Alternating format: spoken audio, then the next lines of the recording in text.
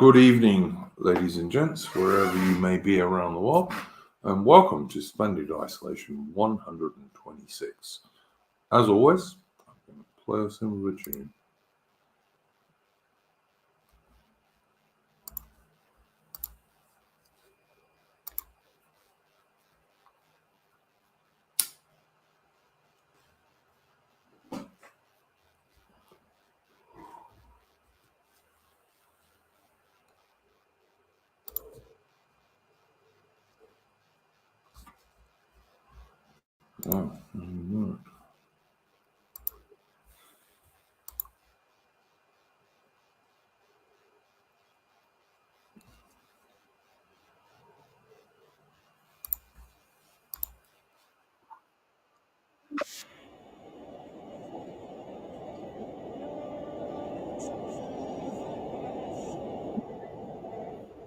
Bind your sons to exile, to serve your captive steed, to wait in heavy harness on flooded folk and wild. Your new God's sullen peoples have devil and have child.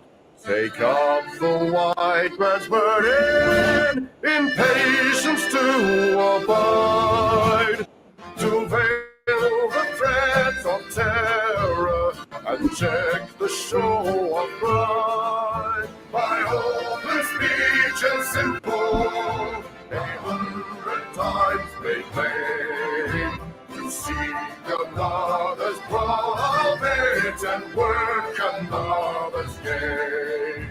Take up the white man's burden, the savage wars of peace. Fill full the mouth of famine and bid the sickness cease. And when your goal is nearest, the end for others sought, what's love that Eden fought? Leaving all your hopes to loss. Take up the white man's burden, not tawdry rule of kings, but toil of serf and sweeper, the tale of common things. The ports ye shall not enter, the roads ye shall not tread. Go make them with your living and mark them with your dead. Take up the white man's burden and reap his old reward. The blame of those ye better, the hate of those ye guard, the cry of those ye humor, slowly towards the light. Why brought ye us from bondage, our loved Egyptian guys? Take up the white man's burden, ye dare not stoop to this, nor call too loud on freedom to cloak your weariness. By all ye cry or whisper, by all ye leave or do, the silent, sullen people shall wail, O gods and you. Take up the white man's burden, have done with childish days, the lightly proffered laurel, the easy young God's praise. Come thou to search our manhood through all of thankless years. No age would give what wisdom the judgment of your peers. Take off the white man's burden through all of thankless years.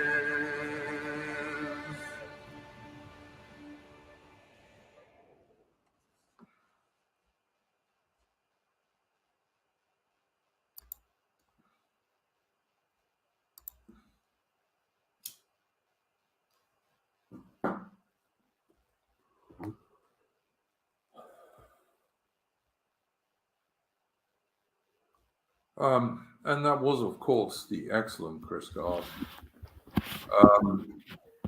And his favorite song that he has done so far, The White Man's Burden, although I do believe that Chris is working on The Young British Soldier, which when it's done, I'm certainly going to play because that's my favorite Kipling poem. Someone in the chat was complaining about that song. I'll always play that song, A, because Chris is a good bloke, B, because I love Rudyard Kipling, and C, because it's a kind of true song. So anyway, AI, welcome, mate. How you going? Oh, hello, everyone. Yeah, hello, I'm Duke. I'm well. How are you? Yeah, I'm always good, mate. How are you doing, mate? Same old, same old. Yeah, not...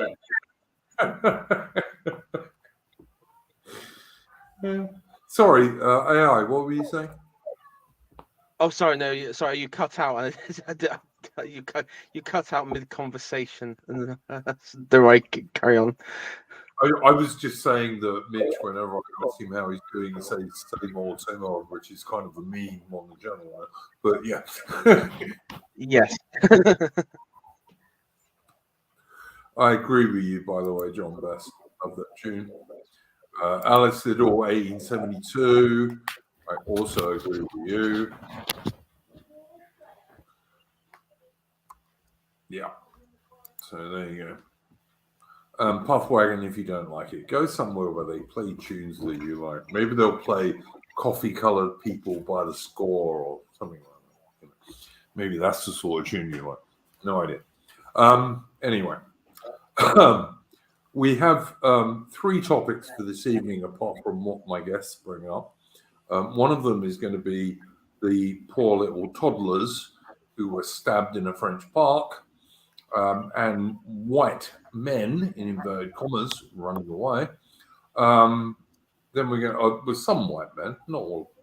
Then we're going to have Boris Johnson resigning as an MP and the consequences of that with the by-election and what have you. And we're also going to talk about the Western armor that has been destroyed in Ukraine.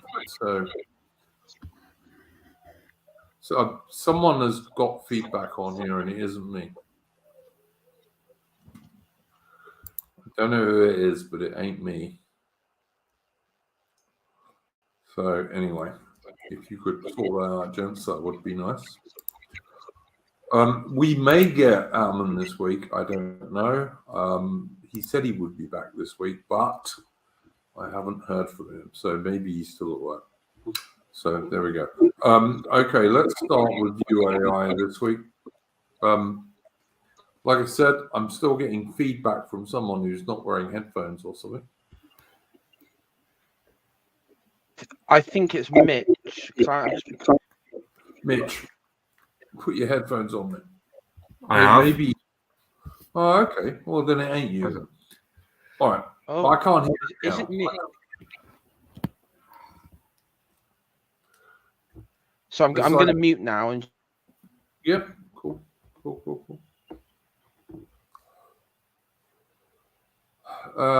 Josephina Herriway wants me to talk about the info branch of the Office of Strategic Service, which I think was like the predecessor to the CIA, wasn't it? Yeah, World War II. Yeah, I can't tell you much about that, to be honest with you, Josephina. So I'm supposed to call you Joe, am I? Or... How are you going now, AI?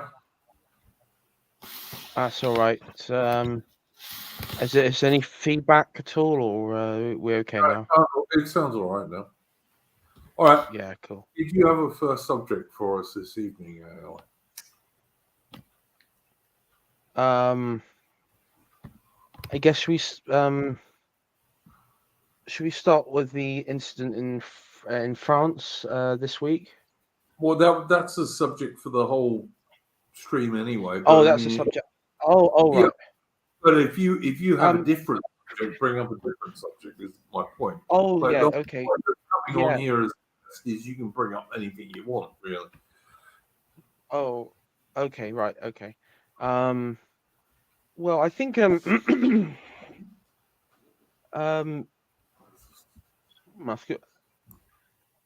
I think one subject I think could be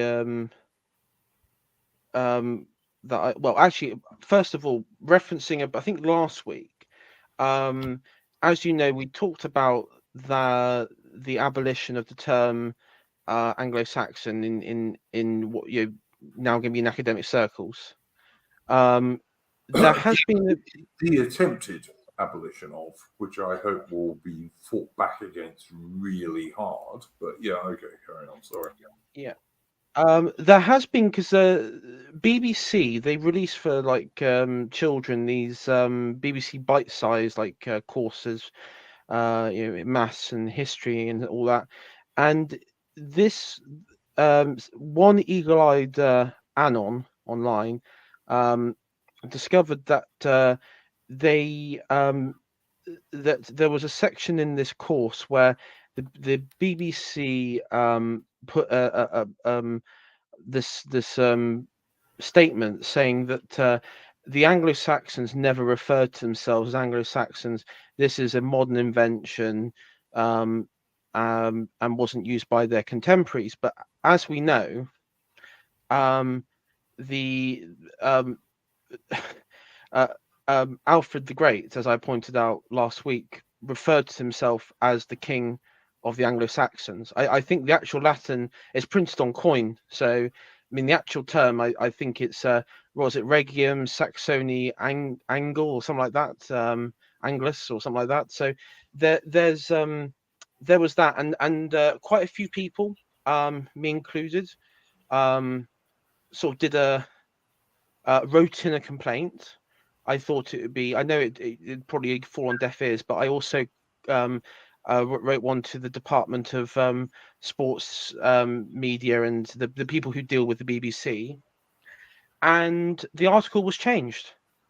They actually did like a complete 180 and referred to the so the section was removed, and it was the new sort of paragraph in its place was the Anglo-Saxons were people who arrived in England after the fall of the Western Roman Empire, and yeah, a lot of people. I'm just going to see if I can find the account, and I can compare it. I think it was Steve Laws. If you look for Steve Laws on Twitter, he was the one that spearheaded this. But what was it? Oh no, it's just Stephen. Yeah, I'm just going to see if I can find it. I might try and send it to you. Look, I often think that some of this stuff gets pushed until they get enough pushback, and then they'll stop. But the trouble is, most of the time, they get no pushback, so they just carry on. So good on you, AI, for pushing back. I think we must always do this on every single one of these lefty globalist nonsensical pieces of crap that they try and push on us. So good on you, as many people are saying in the chat, by the way. Yeah, so I'm just going to. Do you have Sorry, my internet is absolute shite here. It really is. Don't expect it to be much better. Yeah, mine's been terrible all day as well. So I'm gonna take screen grabs, and then I know you're not on Twitter, ING. So Can I suggest you put them in the private chat as a link, and then if I can link it, I will. Okay. Sorry, the trouble is I'm on my computer, but then I'm looking on my phone at the Yeah, no, I get you. Yeah, so what's your opinion on this? While AI is sorting that out, what do you think, Mitch, about this stuff? I mean, I can remember when I was in university, like they were also doing the same thing, like just phasing out an Anglo-Saxon course, which, you know, I can't remember if it was successful or not. I don't think it's offered actually as a module anymore at that particular university. So I mean, the thing is, like Tolkien, the writer of the Lord of the Rings, he was a professor of Anglo-Saxon at an Oxbridge University. That was a thing back then. And the only reason they want to get rid of it is they see it, rightly, I think, as one of the wellsprings of English patriotism and nationalism. I think that's what they really want to get rid of. I mean, it's like for my part, I mean, that's one route that I got into all this is just studying history and just looking at modern day and think, yeah, history shows what happens when societies run in this particular way. So, like, and then also, and at the end of the day, you can't be patriotic if you don't know anything about your own heritage. So there's that as well. Okay. I mean, AI is sending me a Twitter link, which I don't think I can use on the stream. I'm sorry, okay. I don't think I can use that on the stream. But yeah, I get your point entirely. I mean, look, the reason they want to get rid of the Anglo-Saxons is that most Englishmen are Anglo-Saxons, basically. And if they can get rid of that, then obviously that's another way of cutting off our roots, which is what the liberal lefty globalists have been trying to do since at least 1945, if not before. So yeah, I absolutely. I don't think I can. I don't think I can put a Twitter link AI on this screen. I'll try. If you put it in the other chat, I'll see if I can. But I don't think I can. But try it by all means. Private. Sorry, in the private chat. Yeah. Oh yeah. Let me try if I can. I'll stick it in. Where are we? Probably.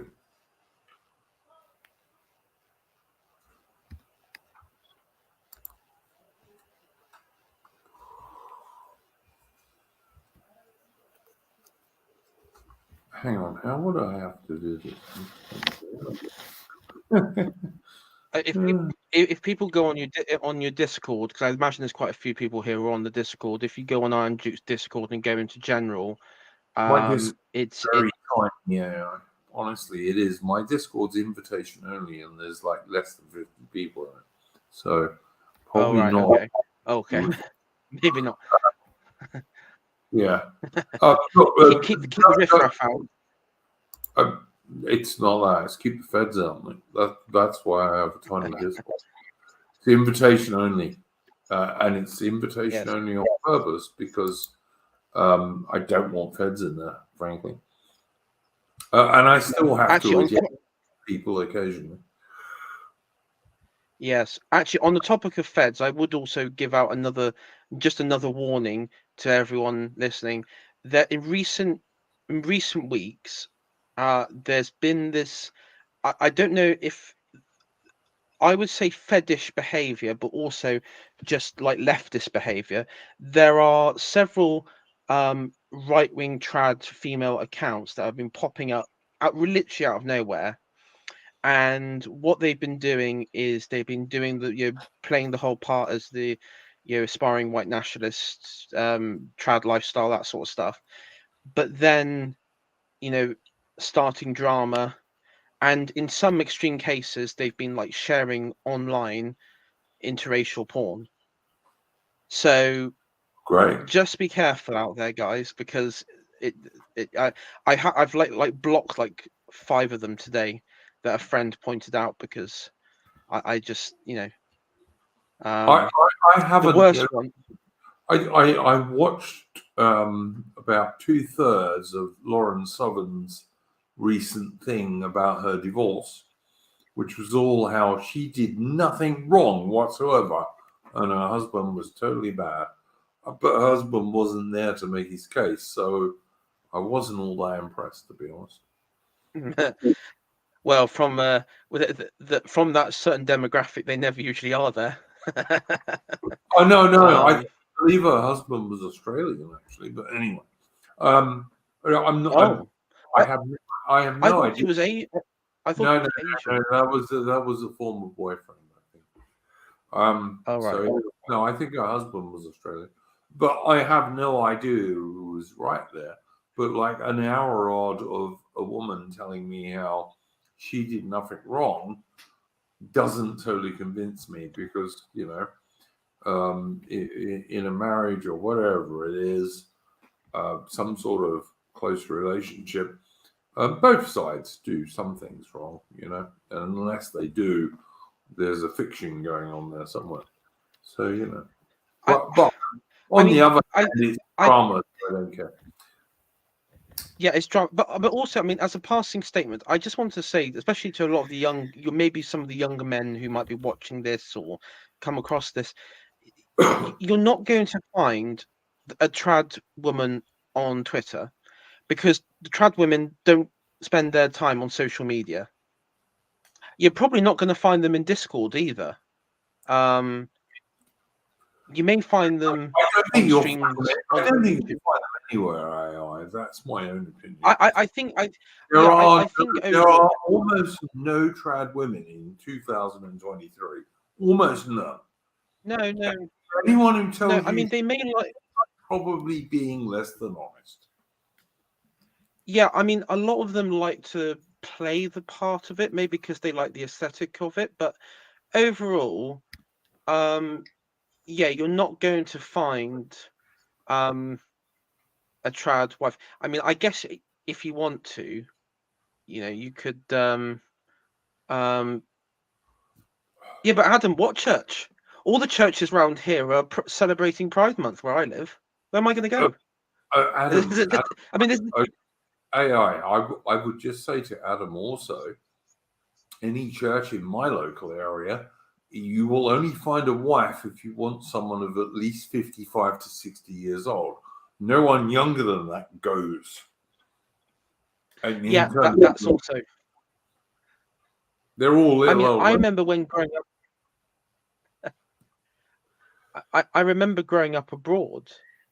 Even the women, which was a very I'll just say it was a very socially conservative part of the world. Even there, women were being, having the boot of individualism and feminism being sort of stomped on from up high. So, I mean, and that's decades ago. So, I don't think. I don't think there. I think maybe you're right, Andrew. I don't think there's any trad females left. No, no, there aren't. and the one the guy who gets this right, and he's often slagged off by people on the right, is Red Hawk. And Red Hawk, who I have done streams with and who I like, and who is not at all anti-marriage or anti-white people or any of that stuff, has pointed out that the idea that you can find this like mythical trad woman somewhere in a world which is absolutely totally dominated by feminism it's just not true. The best you can do, and someone in the chat said it actually, if I can find it. Where was it? Someone in the chat said this quite well. You might be able to find a woman and mold her into what you want, which is actually also what Red Hawk says, by the way. You might be able to do that if you're lucky, but that's the best you can hope for. And going to a local church in maybe in parts of America, this is not true, but going into a local church in Britain or in Australia, all you're going to meet in the local church is little old ladies, what the Russians call babushkas. They're the only people who are going to be in that church in terms of females. Correct. And also, if you've ever been on a date with a modern young woman from the West, even if you tried to mold them, and I've had this, they will tell you immediately, "Oh no, you're gaslighting me. You're gaslighting me," and then it's like emotional abuse. Then it's like, "Oh, you're not emotionally available," and you see, so yeah, I mean, it is really like a no hope situation. But I'd also say, I would and say it's a no there hope are, situation, but it's not a high hope situation either. yeah, I would also counter it though. On one hand, there are a lot of accounts out there, and I would say the demoralization accounts, where they really push the interracial stuff to a sickening level, to the point like violence level, and those accounts are there to.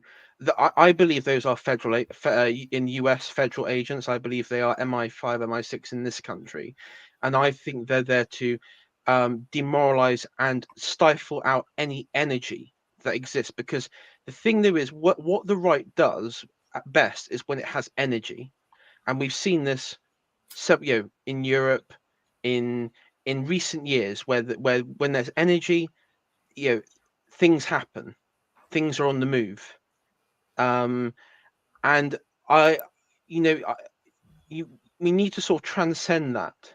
And this is the thing, is I actually do think in some ways the right needs to get off social media, because it really it can be it's a curse.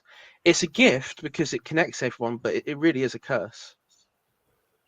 Yeah, I mean, I'm thinking if we didn't do this stream, you wouldn't have just been able to say what you say what you just said.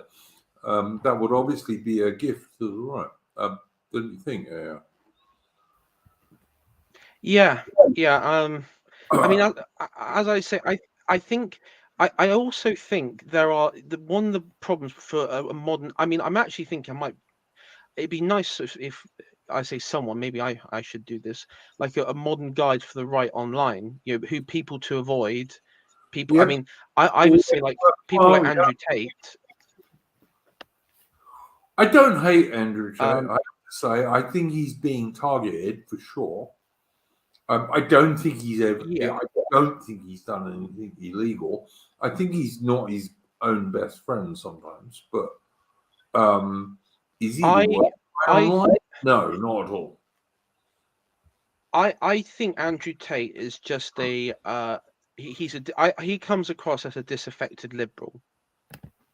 At heart, he is. If you listen to what he says and the worldview he has, it's very materialistic. He's just a disheartened He's a big time liberal. anti-feminist, and like I am a huge anti-feminist, so that's why I don't protest it, to be honest. Yeah, I mean, he's obviously he's not progressive. No sane man in 2023 can be in any way, shape, or form pro-feminist. Because if you But are, at the you're same time, supporting your enemies. but at the same time, Adam just said it in chat just now that he's a Yeah, he's materialist and he's a degenerate. degenerate.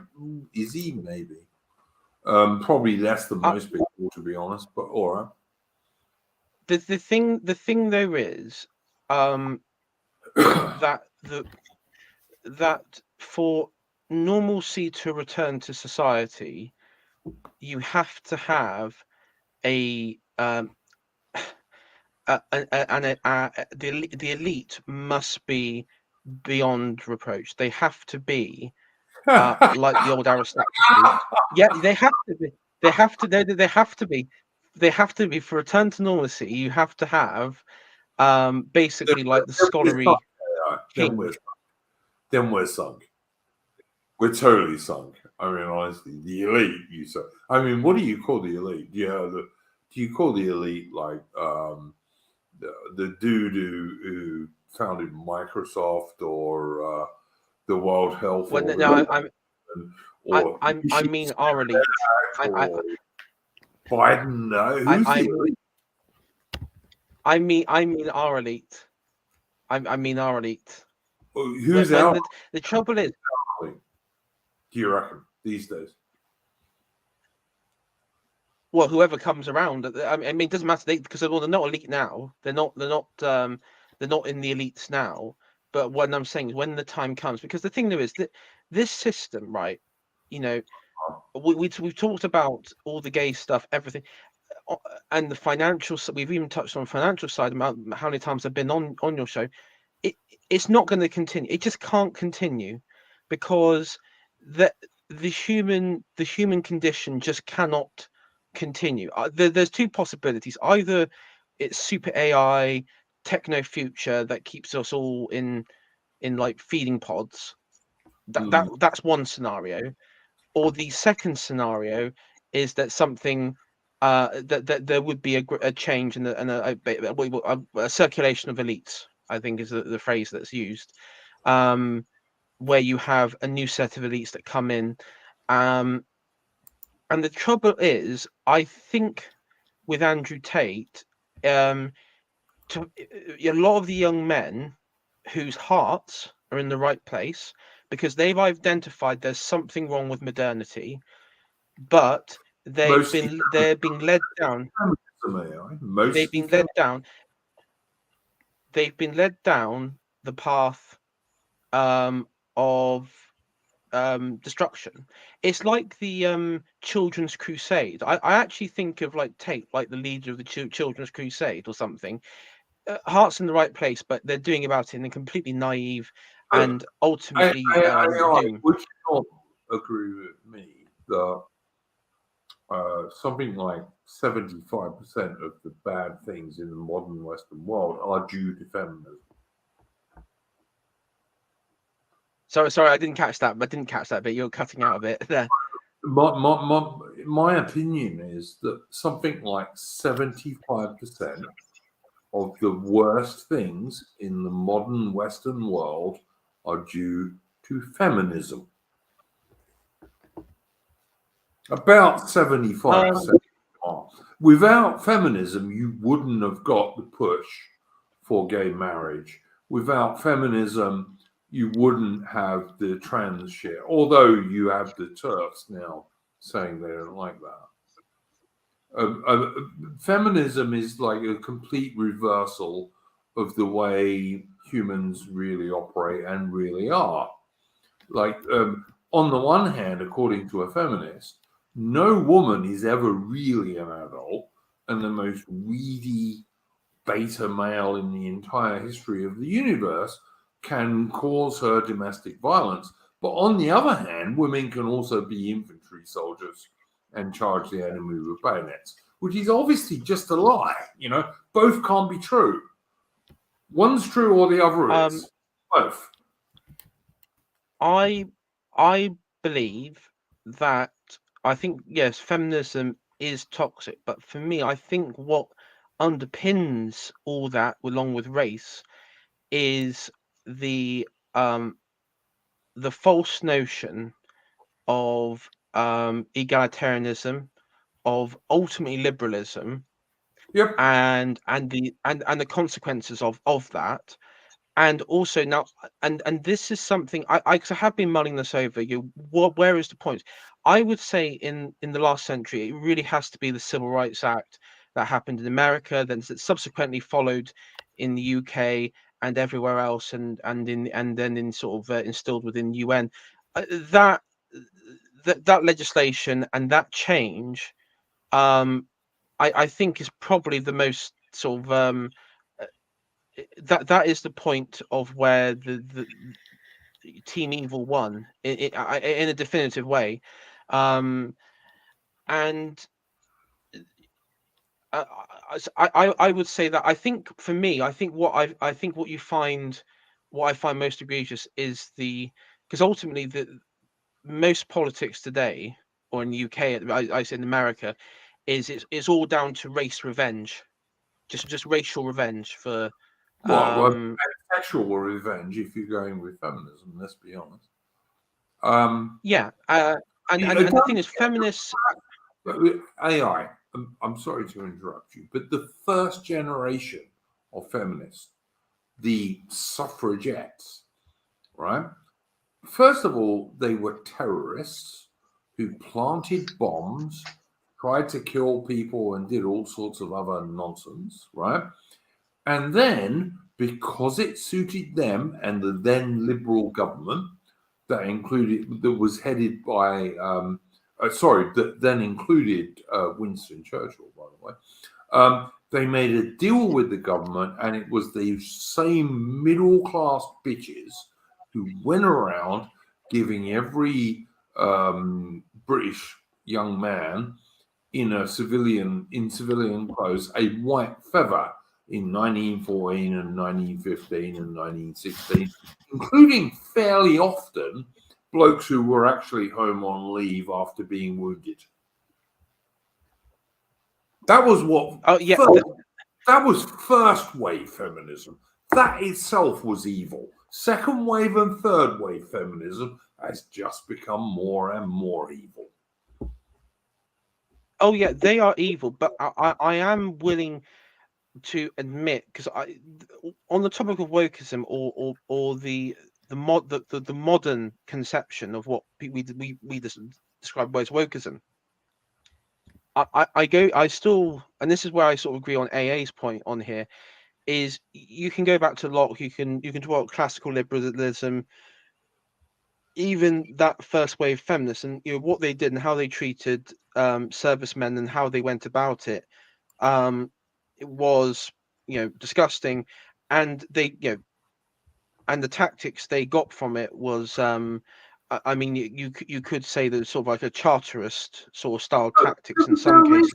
Women ever have the vote? Why did they need the vote? Why do women need to be able to vote?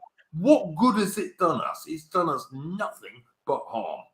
Well, I would say though, you do have to remember that you do have to remember that you can't really compare. If you were to take a suffragette at that time and say, look at modern woman. But yes. I don't know if you took either. So carry on. Yeah.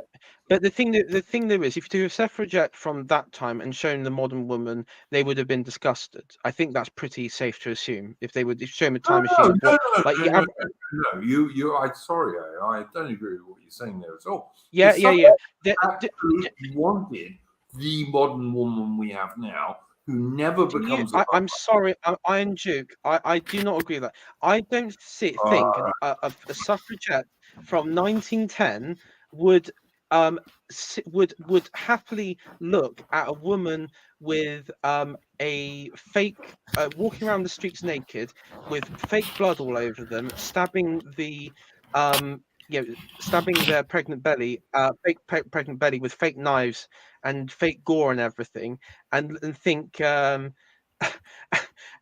think that is acceptable. I just don't. I think the problem that we've got, and I've stated this, is it's a very particular problem that has come from America, and it's come from groups which have a very inbuilt hostility to the WASPs.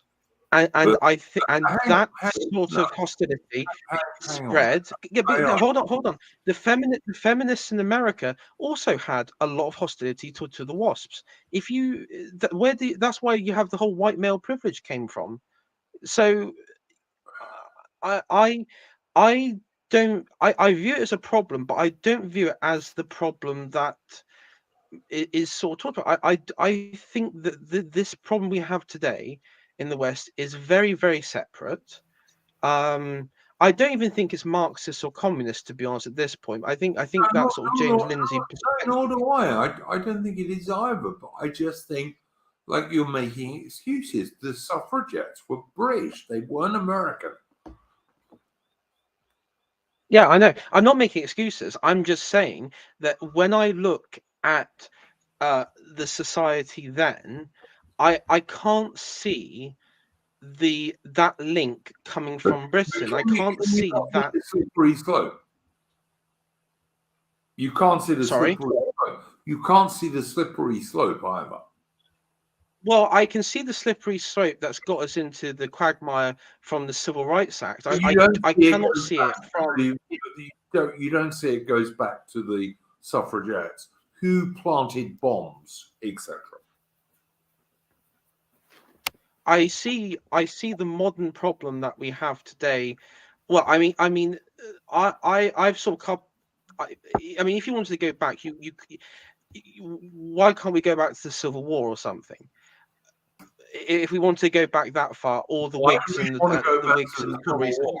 That was not a good period. Why do we want to go back to that? No, but I said that the problems that we have today in this country, in your country, in Australia, in America, and everywhere else, I view the cancer, the virus, coming from and still emanating from a United States, and in particular the centers in America. And that's just my view on it. I'm really sorry, because I don't. Growing up, the term white privilege, the term my truth, all these Americanized terms, it's so obvious. It's so goddamn obvious where AI. Look, I'm going to have to interrupt you because we're on 41 minutes, and I think Mitch has spoken for less than 3. All right. All I would say to you is that the suffragettes were British. They weren't American. I do have some good American friends. I've known some good American people in my life. And I will agree with you that most of the recent stuff that Britain has absorbed has indeed come from America. But the suffragettes and feminism was not from America. That came from Britain. And these were the same evil middle-class bitches who were giving white feathers to soldiers who were sometimes on leave from being wounded in the First World War. And that is undeniable, my friend. And at this stage, I have to ask Mitch, what do you think about this stuff? I haven't really got. Oh, I thought I was on mute then for a second. I mean, that's the thing about feminism is on one hand, but the first wave was it. I mean, technically, I think it was America gave a vote first, but and then we just gave in, especially after the First World War, because women worked in the factories, etc., etc. Big deal. Yeah, but thing is, I mean, you have a first wave, that was our own thing, but then let's say the second wave, okay, I'm not fully sure about that because it was mainly to do with abortion, mainly to do with the pay gap or whatever, like the wage gap. The lie of the wage gap, which isn't true at all. It's just because men work harder jobs and longer hours. But yeah, all right. But then third wave and fourth waves are completely just. I don't really see them as British phenomenons at all. Like they might be eagerly adopted. I'd agree. Yeah, I would agree with that, Mitch. My point was that original feminism, which was the suffragettes and those bitches in World War I who were going around giving white feathers of cowardice to British soldiers who might have been wounded on the Somme. And I knew guys, because I'm an old bastard, I knew guys who that happened to, and they did. That was a British phenomenon. It had nothing to do with America. Yeah, pretty much. Let me ask you this, Mitch. I know you speak Russian, for example, and as I understand it, most of the worst of the Russian lefty feminists have actually pissed off from Russia due to the war. Russian feminism was at first Marxist, but before the Soviet Union, we all just went completely American shitlib mode. Yeah. Without, especially a Pussy Riot, when you look at Pussy Riot, they've all got issues with their fathers. Every single one. As so many women have, but yeah. But as I understand it, most of the extremist, Western-style feminists in Russia have actually left Russia due to the war, which I reckon is a big plus for Russia, but that's just me. You know? Well, So- to be fair, everyone on the liberal side of things, like the only guy who hasn't left is that 1420 Daniel Arain fella. He's the only guy that's left in Russia. Everyone else, like NFKLZ, who's a big friend of Bold and Bankrupt, they've all left. Good, I would say. Judge Caligula Bushman is asking, if I can get the thing up, what year did, I think it was 1922 or 1921, and at first it was only women who were 31 or something like that, and then they reduced it back to the male age. But I mean, both were regressive steps if you want to keep a good country. They were regressive. In my opinion, women shouldn't vote at all. But then, in my opinion, nor should most men. I would support household voting for householders who hold land. That's the only people who should vote, in my opinion. If you own your house and you're the head of your family, you should be able to have one vote. And that they're the only people who should vote, in my opinion. No one else should. Or I will make a slight exception to that. If you have served in the armed forces, I'd give you a vote too. Nobody else.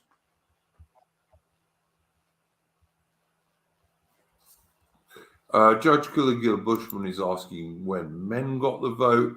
Very gradually, between the 18th century and about 1919, very gradually.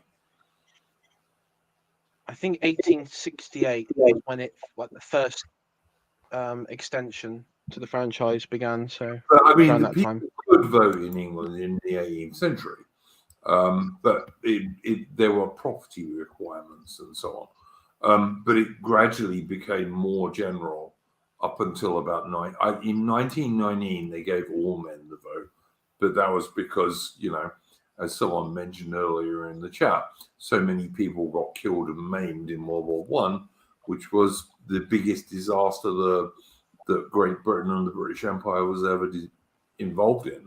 Like, they should never have joined it, and certainly should never have raised a mass army. But yeah. But in Britain, it was more gradual than that, Judge Caligula Bushman. But I mean, in my opinion, women shouldn't have the vote even today. It's ridiculous giving women the vote. We live in a matriarchal society today because women have the vote. You can find Iron Duke election maps in US and UK. Like, what if the 2019 election happened and women weren't allowed to vote, and it was kind of funny because it's basically Conservative Party and Brexit Party like filling the landscape.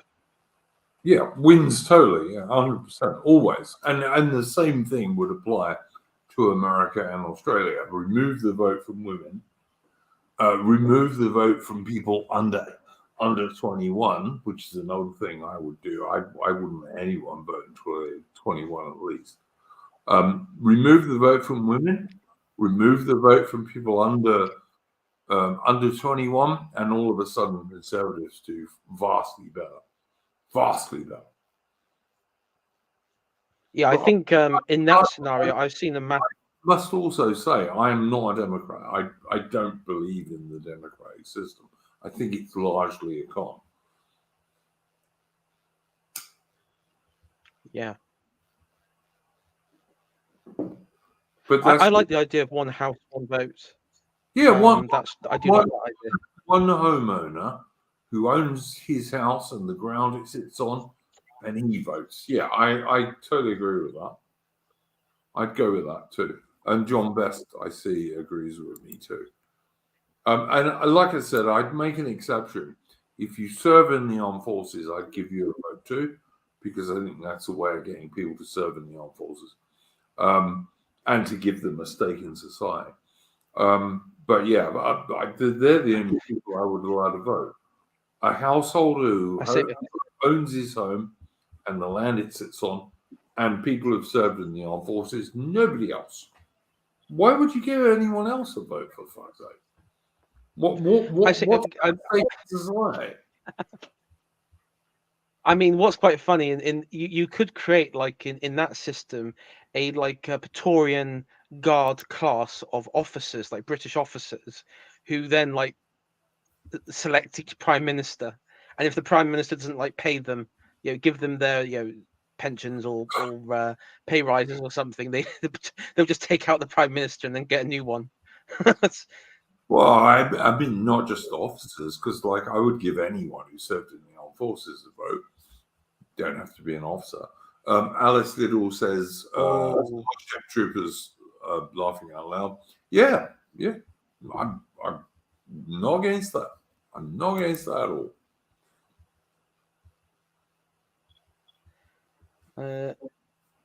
Yeah. Brian Burrow, I good point here. He says, my working class tradesman ancestors had a vote in the 1830s as 40 shilling freeholders. But this is the point we're trying to make here, Brian. Or I'm trying to make anyway. That meant he was a freehold landholder. Right? And absolutely, those guys should have a vote. I agree with that. But only the head of the family, not his wife, not his daughters, not his sons. Unless they join the armed forces. Then they can go vote. That's my own absolute idea about this. It gives power. Carry on, mate.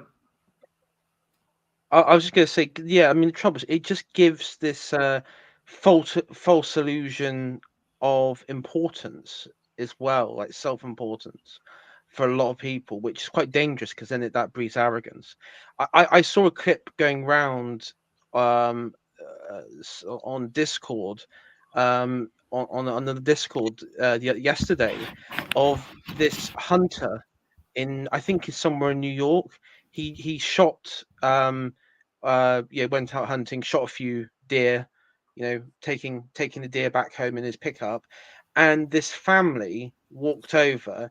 You had this absolute beta father, and then you had like these little sprogs of his, one of which, this like 8-year-old boy, walked up and went full activist mode on this hunter and said, how would you feel if this is a pet? This is wrong. Why are you doing this and everything?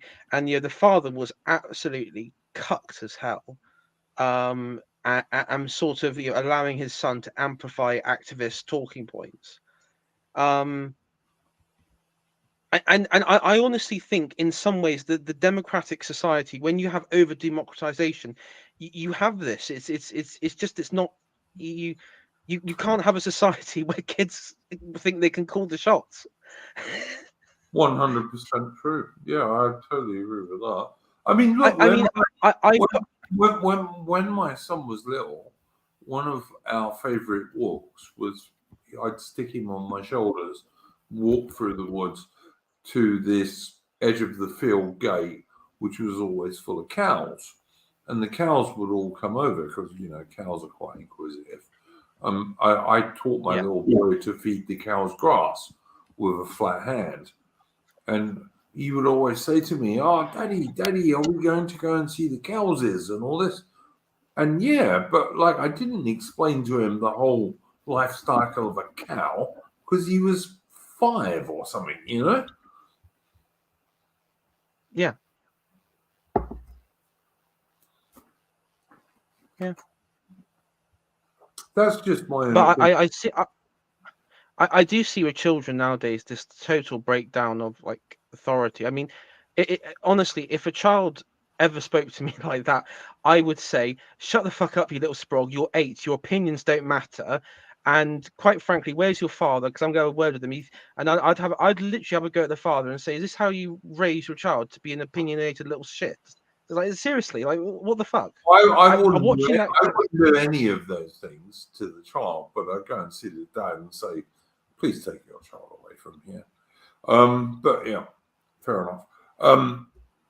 But but I wouldn't speak to the child at all. That's pointless. I mean, it's just a child. Which I think is a segue into our next subject. The poor little toddlers who were stabbed in a French park last week. What do we think about that? Mitch, what do you think?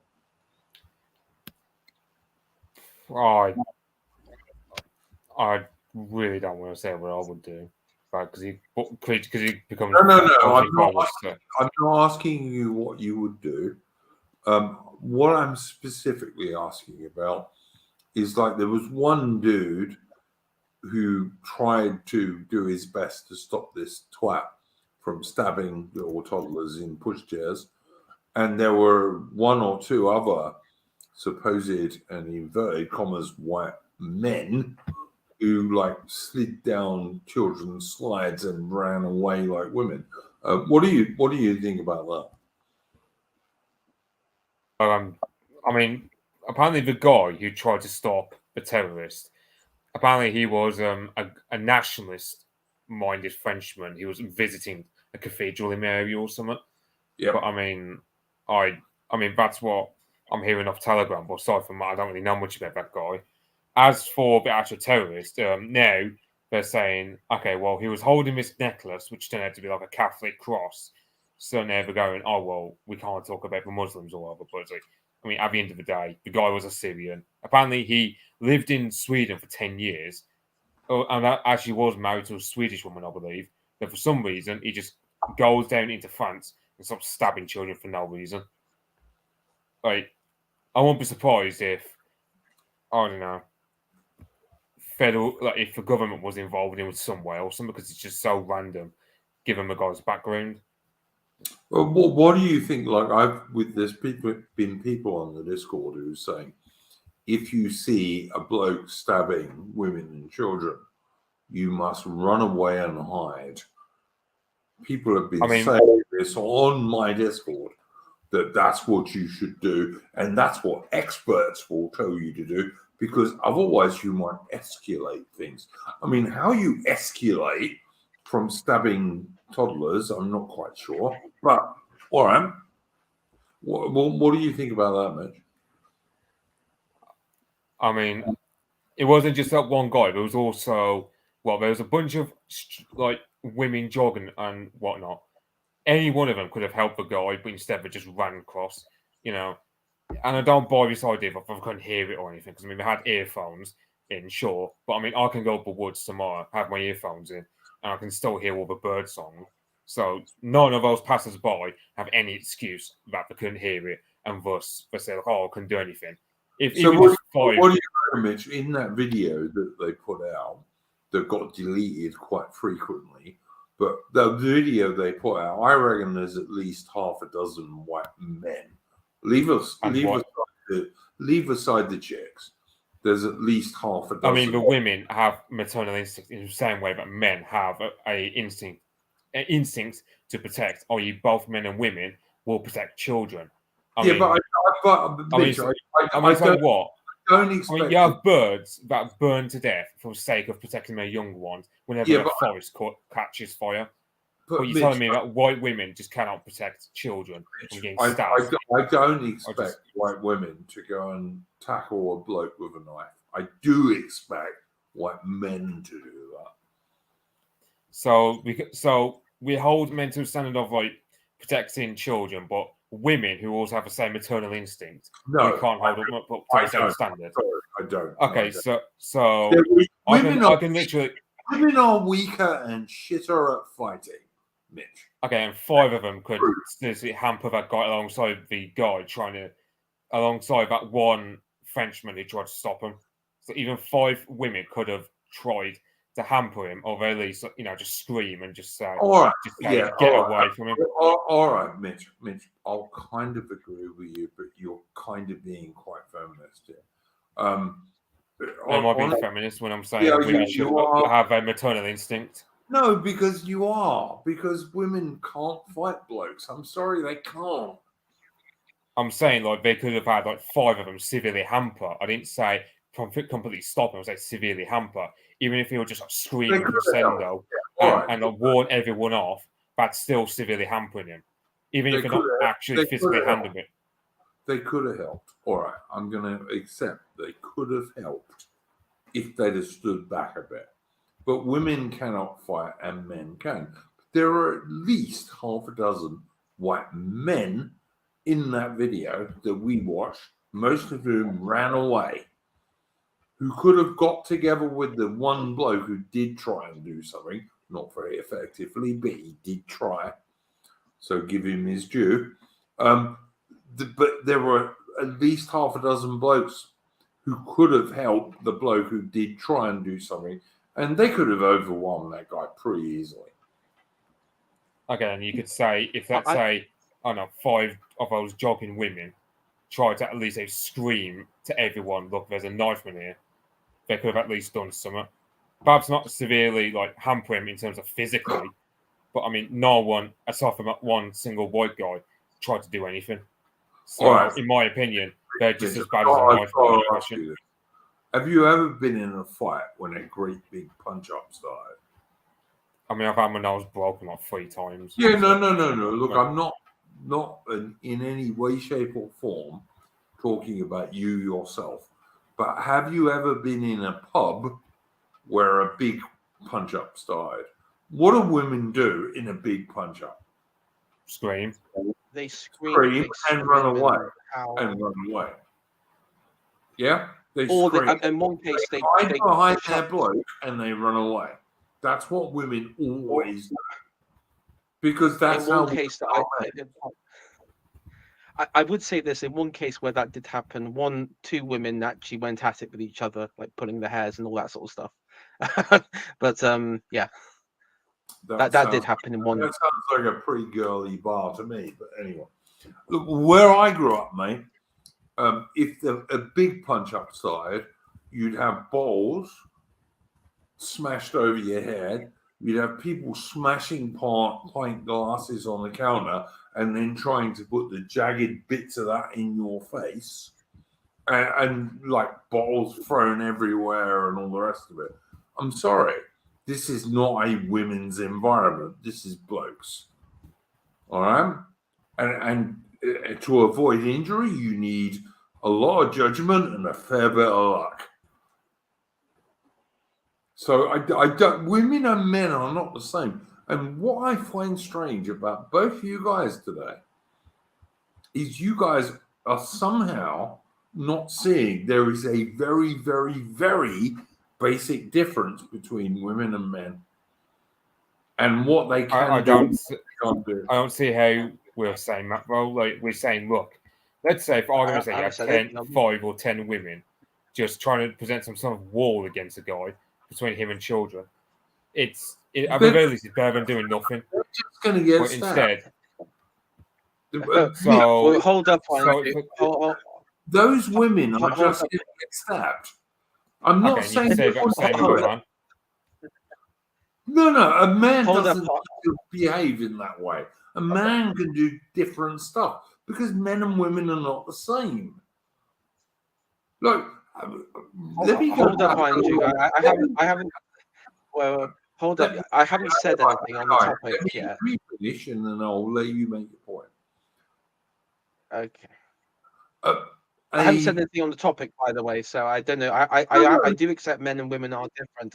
I've made that claim very clear. It's why I do criticize heavily the incel community because of that very issue, because they behave like male feminists because they believe that men and women are the same, and then they can't understand why Susan down the road sees him as a fucking pussy. That's why I go again. Why I say these things about incels, because they think that if they behave like women, that would get women to like them, and then they become incels. It's ridiculous.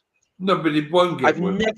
Women don't like people like that. They despise. Yeah, that's my point. That's my point. That's what I was saying. They don't believe that. That's why I rail against the incels, because the reason they become incels is because they can't accept that women are a different species than men, because of the egalitarian modern nonsense that they're fed at schools and in education and in society.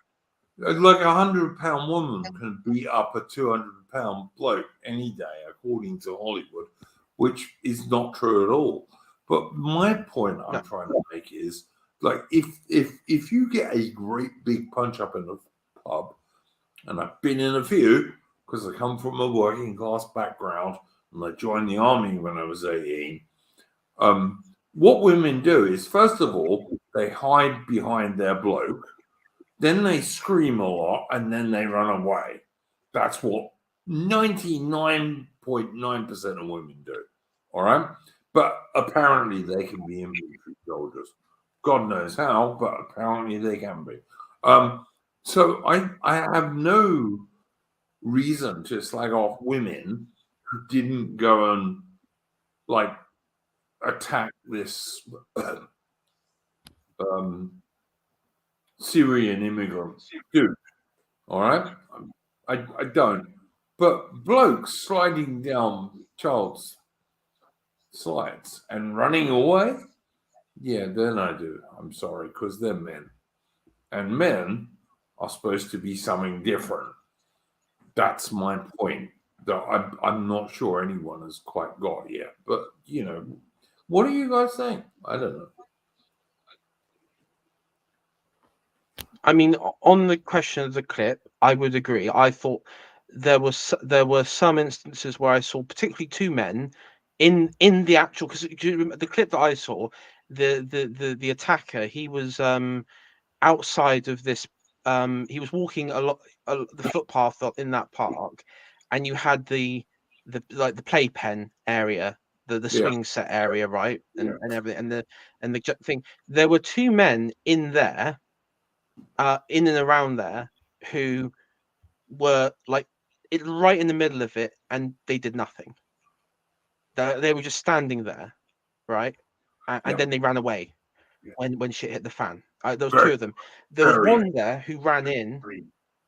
There was one that I did see that ran in there, and I think that's the French nationalist type that you were mentioning. And he used his very sensible, actually, because he used his rucksack as like a shield. And I mean, I'm not. The problem is, in a knife fight, it is difficult. I have been confronted with the knife, and it's it's difficult. Personally, and this is personally, in my backpack, when I ever go to a major city, I've got a it's one of those in like a heavy duty torch, right? It's heavy metal. In any scenario, I always have it in a side pocket, and I've always said that if I'm ever confronted or something, I would use that as a like a baton or something to defend myself. There were several scenarios where, and it was frustrating when he ran up and did horrible things with prams and everything. I don't want to I don't want to describe it too much, because it's just it's absolutely disgusting. The good thing, by the way, AI, is that those children are, I think, out of danger now. There are 4 of them who he stabbed, and I think they're out of danger now. There was one that I did see. There was a guy where the attacker had his back to him. Now, when an attacker has your back to you, that's perfect, because you have that's a perfect time, because but nothing happened.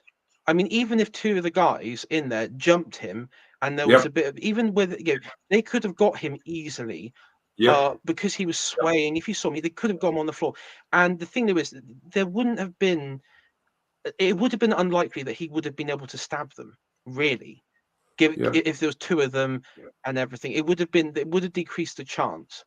But also the size of the knife as well. I mean, I'm going to be absolutely honest. Even if you did get stabbed, it wouldn't have been.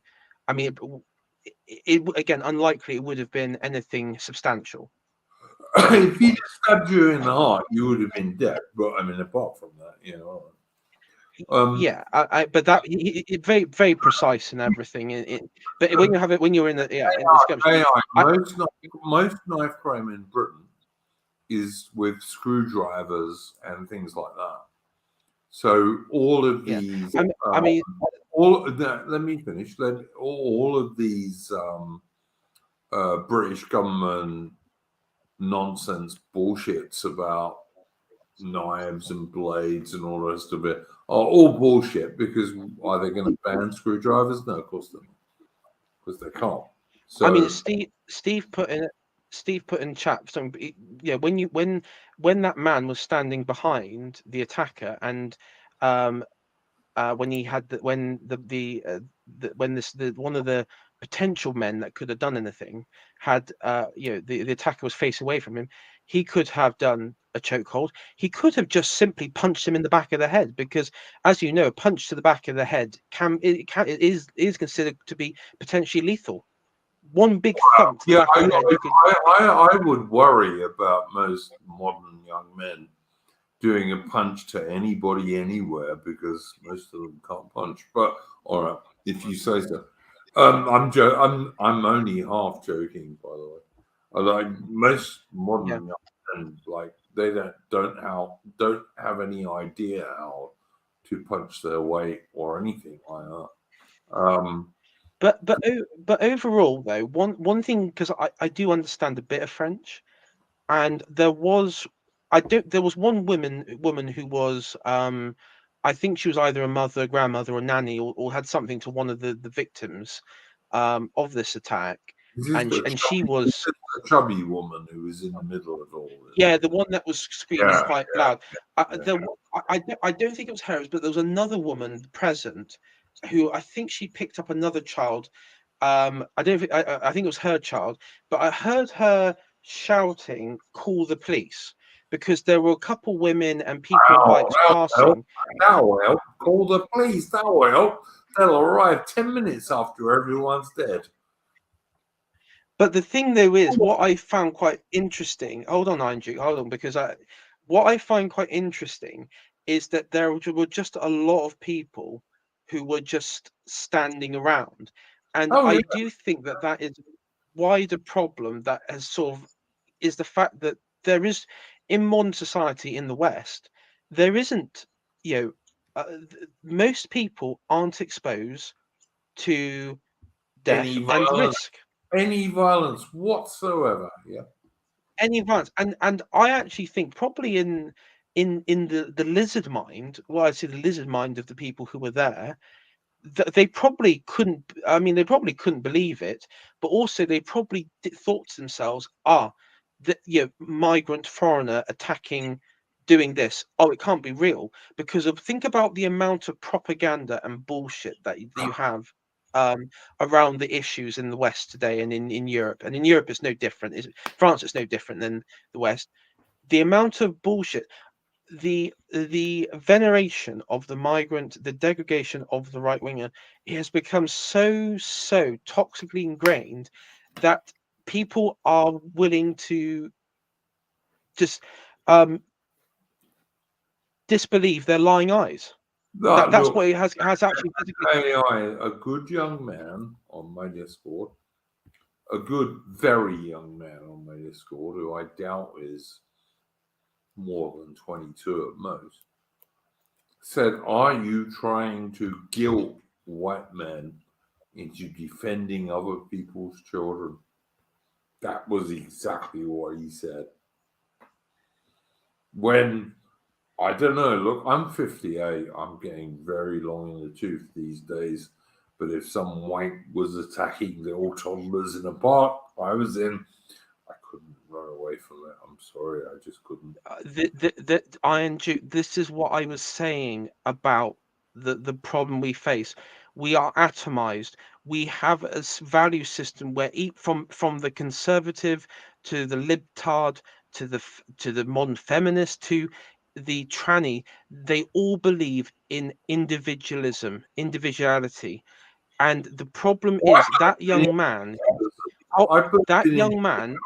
but I believe listen. I believe in individualism, but you know what?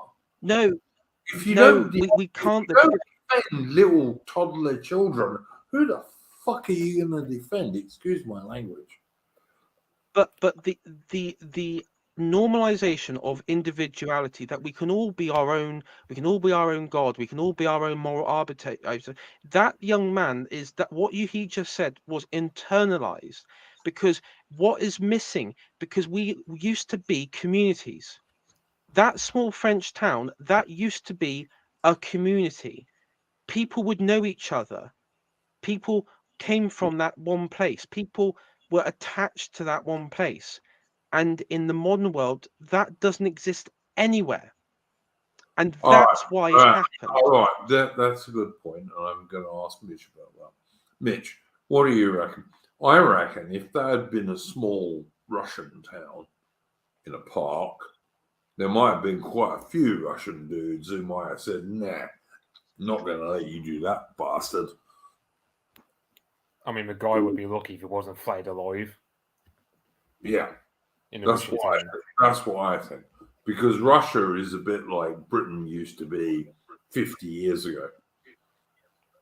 Yeah, so in Russia, especially in Moscow, the police will just, let's say, Yeah, you are suspected by the police hang on, Mitch. in Moscow. The cops, I'm not talking about cops. I'm talking about ordinary civilian blokes. I reckon if that had been a park somewhere in Russia, there would have been a load of ordinary civilian blokes who would have said, "Fuck this. He's trying to kill toddlers, for God's sake." My point was, the police, I like that in Moscow because the men can be brutal in fighting against the police. So if the police are going to be that brutal when dealing with civilians, imagine how brutal the civilians actually are to begin with, especially football hooligans. That's what was my point. So like let's say, I mean, it's like, for example, you've had that terror attack where that Millwall fan like tried to stop a terrorist from stabbing people in a bar. So it's not. So it's like, yeah, you'll have some men. It may only be like a football hooligan types. Yeah, I remember that actually. Mitchie used the chair, didn't he? I can't remember. I think he was holding a doorway or something. Yeah. Because the guy wants to enter the bar. Do you guys remember West? Do you remember that bridge, that London Bridge, where those two Englishmen, one with a narwhal tusk and I do remember that. Yeah. Yeah, I mean, in that scenario, they actually chased him out the building and attacked him with a, what was it? It was a narwhal tusk and what was the other one? Fire extinguisher or something like that. Yeah, I tried to convince someone on my Discord that a bloke with a knife has about 6 or 7 inches at most advantage over you in terms of the reach of his arm. All right. So if you got something more than that, you can beat him. But he wouldn't listen to me. He just said, "Nah, you have to run away and phone the police like a woman." I mean, to be fair, with a narwhal tusk, that's the best thing, because that's like a spear, and if you have a spear, then you definitely have an advantage over a guy with a knife. Well, you don't need a spear. You just need something longer than what he's got, because you can smack him in the teeth with what you've got, or break his arm, or break his hand, or even like smack him in the leg and break his ankle if it's strong enough. I'm sorry, this idea that somebody with a 6 or 7 inch reach over you means he's totally king is ridiculous. And I don't get how anyone believes that. I mean, I know that all these like self-defense gurus on YouTube, they have to tell you to run and hide and not escalate. But how do you escalate with someone like stabbing toddlers? I'm sorry, there is no escalation. He's already there. Yeah. I mean, the only scenario that I could think is in France. You remember the Bataclan theatre where the terrorists and that had. Yeah, but they shot everyone. Yeah, I remember that. Yeah, great. Yeah, and there's some great pictures which you're not supposed to be able to find of like all the dead people who they shot there. By the way, Yeah, but one thing that I mean, of course, the thing there is a lot of that training by the experts is in those instances. Now, yes, when you have like 4 to 6 men with Kalashnikovs, How did you run you away don't. from the Bataclan theatre, by the way? Because, like, the Sorry. people. How did you run away from that? There was no way of running away from that unless you were one of those guys who dropped out of the windows. Like, it was just a lie. There was no way to run away from it. What I remember is the attack in England a few years ago where someone said, Muslim bastard, and someone else said, don't say that because it's not really true, which of course was an absolute lie. I remember that. Do you remember that one? Oh yeah, I remember that one. Yeah, I do remember. That was the what was it? That was the They were that was the in attack that happened in they were in Southwark. Yeah, I mean, I do remember that one. Southern Yeah. Market, I think it was. And there they were, and someone said, Yeah. Muslim bastards. And someone else said, oh, don't say that. And he sounded gay entirely. But yeah, all right. Yeah, get fucked.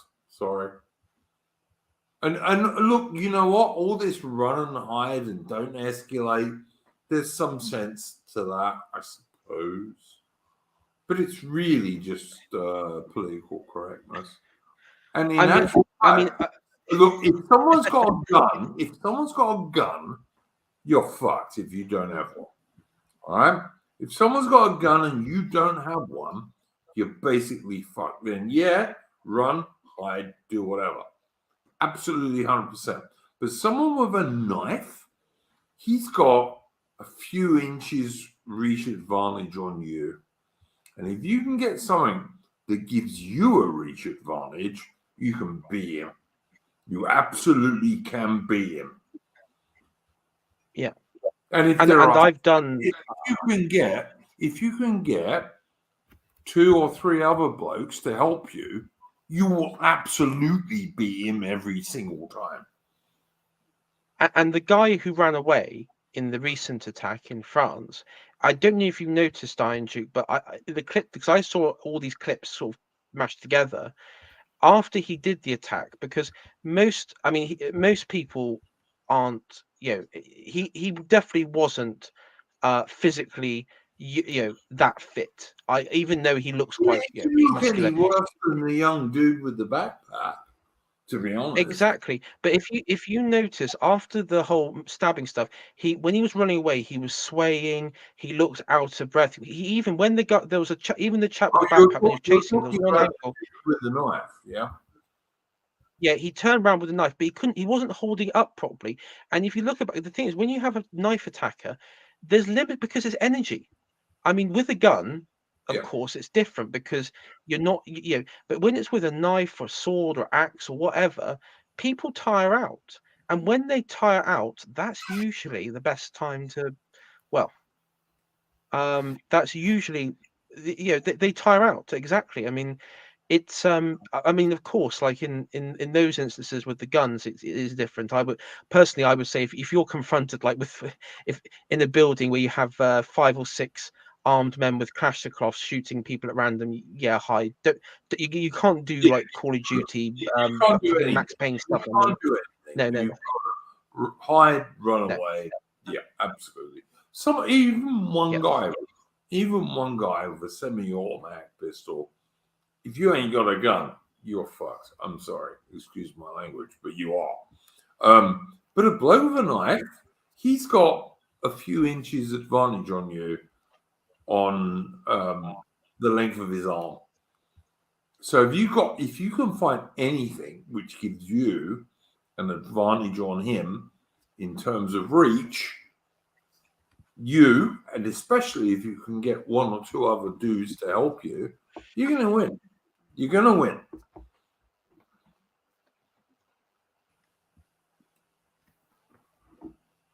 Don't be cowards. I'm sorry. This dude on my Discord who turned around and said, oh, the only thing that bloke who slid down the child's slide and ran away could have done was rung the police. That's a woman thing to do. I'm sorry, it is. It's not a bloke thing to do. That was a woman thing to do. That is my honest opinion on that. If a woman said that, I'd say, yeah, absolutely, I would accept that. Not for blokes. And you know, I also got told, oh, am I going to be guilt tripped into defending some other man's children? Sorry, if you don't defend little toddlers against scum, who the hell are you going to defend against scum? Your mother? Your wife? Your kids? But that's the sort of stuff I'd expect to see on a Reddit post, like on some like far lefty Reddit forum. That sort of way of thinking. That honestly, that is the sort of thing I'd expect to see on there, because I would say to that chap, well, where's your sense of community? You know, Well, that's your community. I don't think he has much, and I also don't. I understand why people don't have much anymore, but like I'm just thinking like of my dad or my granddad watching some wank trying to stab toddlers would have stood there for about, I don't know, 0.5 of a second before they said, well, I'm going to stop that. You know, I'm sorry.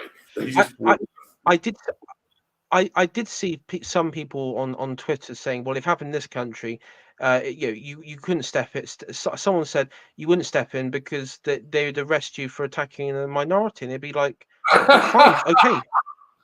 Honestly, I did see that. And I thought to myself, I mean, as much as I hate the current state, I can't imagine someone being prosecuted for taking out a terrorist who was or assaulting a terrorist. Not successfully, no.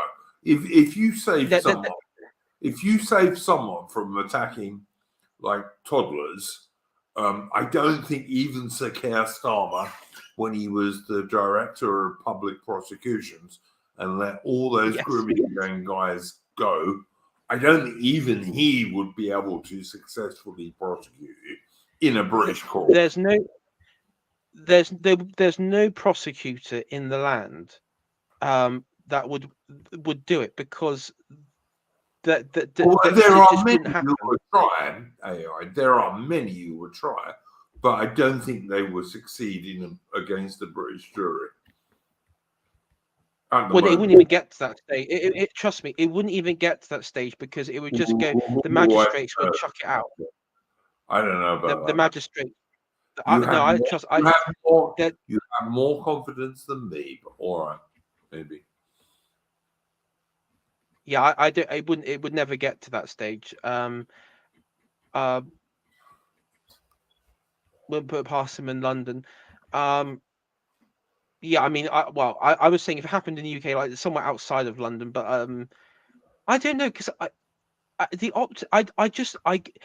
part of, okay, let's assume putting the woke away, right? Let's just assume putting the woke away, as that's been played out in our spheres. That would be a good litmus test to see if it would, because of course, Tony Blair, Keir Starmer, and that sort of side of things, they would. I mean, they would advocate for, someone being prosecuted for taking out a terrorist who's attacking babies. I just can't think of any politician in the land, or any political group, or any activist that would like pin their colours to it. Unless they were like mentally unwell. I don't know. I think there's no British jury at the moment, thank God, who would convict someone for defending like little toddlers. I don't think there is at the moment, but we are certainly heading down the plug hole on that. We are certainly heading down the plug hole on that, without a doubt. I mean, they would find a way, one way or another. They will. I mean, a woke guy who has some sort of defensive instinct, yeah, they're going to send him down anyway. Doesn't matter what he did. Like they tried to do to Rittenhouse. I don't know what Francis like, but Mitch, excuse me a second. I have to go AFK for about 3 minutes. I'll be back.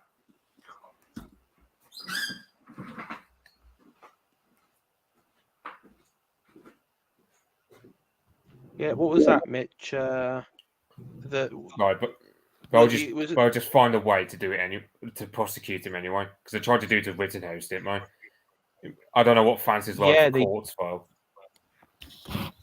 I mean, the only thing is, I would say in America, one thing that is like that one thing that in America is the court system there is because remember BLM, it was literally the Democrats instigating riots and insurrections across the country to demoralize Trump and his allies, and the prosecutor all the ones that tried to get Rittenhouse on the charges were all Democrat elected a Democrat prosecutor. Fortunately, he didn't have a Democrat judge. I mean, I think back to the who was it? The Derek Chauvin, was that his name? Derek Chauvin. Yeah. I mean, he had the trifecta. He had Democrat jury, Democrat prosecutor, and Democrat judge. Near enough. he had the trifecta, and well, we all know what happened to him. And they admitted. They admitted. Sorry, let's also remember there are people from the January 6th protests in the US who are still in prison today. Yeah, and Trump may be joining them. I don't know. I mean, they really it seemed there is no chance of Trump joining them. This is all just designed to slightly derail his presidential run. I don't know if it'll work. I don't know if it will even matter, but that's what it is. Trump ain't going to prison. There's no chance of that. But yeah. No, I think realistically, I don't think they will, because I think if they did that would be that would be like a step too far. But I think if he was to, I tell you what, if Trump decided tomorrow, he said, I'm not going to run, I'm going to step aside, I'm never going to do politics again, all the charges, all the problems against him would just go away. Just go away overnight. Maybe. Yeah, maybe. I don't think it matters, but okay. Yeah. But so I mean, the big difference between Trump and all the other American presidential candidates, including the dude from Florida, is that Trump's the only one who says he would like to stop the Russia-Ukrainian war. He's the only one who says that. Yes. I think that's the only big difference. The only other presidential candidate on the Democrat side who's saying that is the Robert Kennedy Jr. He certainly ain't gonna. But he's not even going to get the Democratic nomination. So God, no! The super PACs will stop him. But what's interesting, I was listening to I think a Twitter space with him the other day, and he was actually going through the time of events where, basically with Ukraine, really what was going on in the Donbass region. And I didn't realize he's actually been covering it on his social media stuff and on Fox News and everything. He's actually been big on the stuff from 2014 to 2020.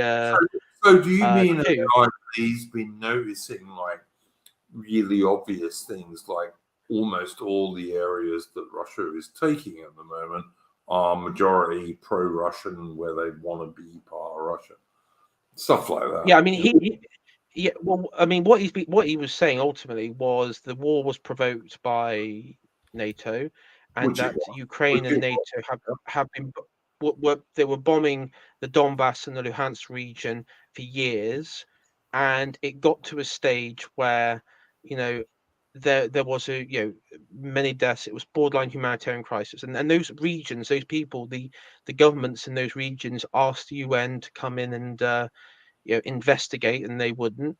and which was true because I remember that as well. So, AIR, did he talk about the pro-Russian dudes, the Ukrainians, like locked up in a building and burnt to death in 2014? Did he talk about that? I don't know if he's talked about that. I haven't. I on the Twitter space he didn't, but I know he's been talking about. He talked about the Donbass, and he might have done. I don't know. Okay, fair enough. Well, it's a good segue because, like, our final topic this evening is going to be about Boris Johnson resigning and the side effects from that. But before we get on to that, we have to talk about the massive Ukrainian attack in Ukraine and all those absolutely destroyed Western armored vehicles. We have to talk about this. I'm sorry, guys. I've been following this story since it started, and I'm one of those guys who's always said Ukraine doesn't have the slightest chance in hell of winning. But I think we saw more evidence of that over the last week. Mitch, you're a Russian speaker and the expert on this, so go ahead. Yeah, back on Monday, this week saw two things about Novakakhovka Dam, which got, which was flooded. But the Russians did that, Mitch. The Russians did it, even though most of the people hurt by that were Russians. Because the Russians are evil. They like hurting themselves. Yeah, but might as well just send weapons to Moscow and just tell them to hurt themselves at this point, rather than army. Evil Putin did it because he just likes hurting Russian people. It's so stupid. Yeah, and then at the same time that was happening, the Ukrainians were doing what they call probing attacks, which is kind of like their coping way to say they're not actually doing offensive, but I mean the heavy use of Bradleys and Leopards, whether they be the 2 A4s or the 2 A6s now, generally showcases that it actually is a full-blown offensive, and they've been attacking around Zaporozhye Oblast, around this sector of the front where, for example, one of the first towns to get hit was a town called Neskuchne, which, if you were to translate Neskuchne into Russian, it means not boring. So, but it's not boring at the moment, anyway. It's and so far we've just seen steady streams of photos of destroyed Leopards and Bradleys, while the Ukrainians, in terms of how much land they've taken, they've not even got past the outpost line. Like, you're not even talking the first layer of entrenchment of the Russian defense in depth. They can't even get past a few fields, and already they've lost a double-digit amount of tanks and armored vehicles. Mitch, they are, as far as I can see, watching various channels and what have you, they are trying to attack the least defended part of the Russian line. But the Russian line is so heavily defended and in such depth that least defended is kind of it's the least defended bit, but it's still bloody heavily defended. And the idea that all of a sudden a few Leopards and Bradleys and what have you were going to be able to pass through this is just, I'm sure it was like some kind of wet dream for all these little boys sitting in their mums' basements who are NATO supporters and also all the other Western influencers, shall we say. But it was always nonsense, and it was never going to work. I don't understand why anyone thought it would. Like, the Turks used Leopards against the Kurds, and the Kurds knocked out Leopards. The Saudi Arabians have used Abrams in Yemen and have lost quite a lot of Abrams. In fact, they lost so many they had to ask the Americans to send them more.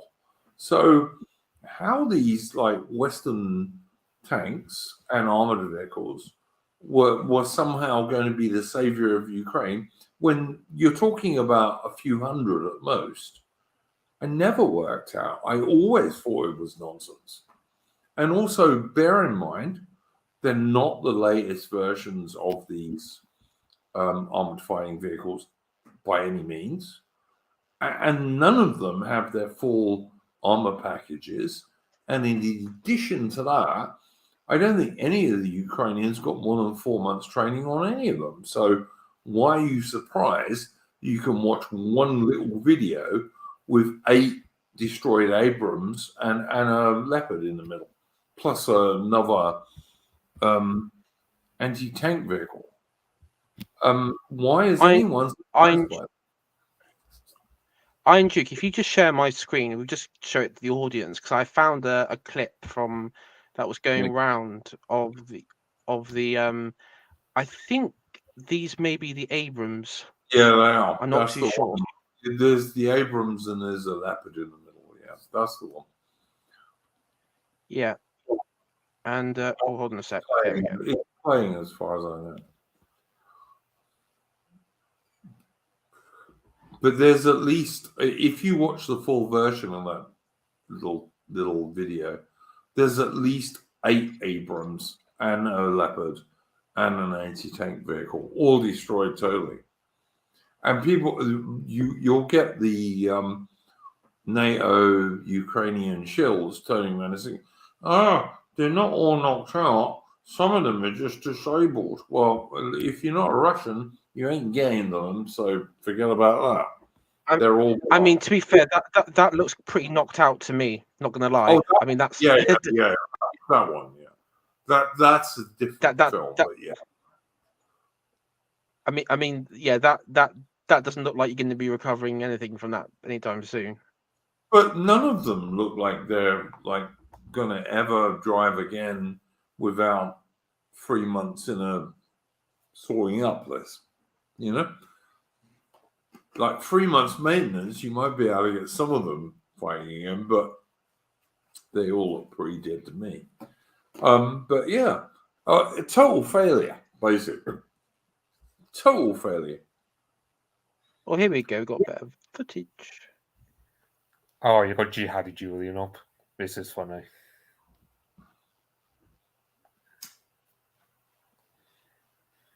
I'm just watching what's in Ronald's. Yeah. Does anything happen on here, AI? Oh no, that's just an image. That was just the aftermath of. All right. Well, let me know when you finish. Oh yeah. I was just going to see if there's any more footage of. Okay, well that's a line of.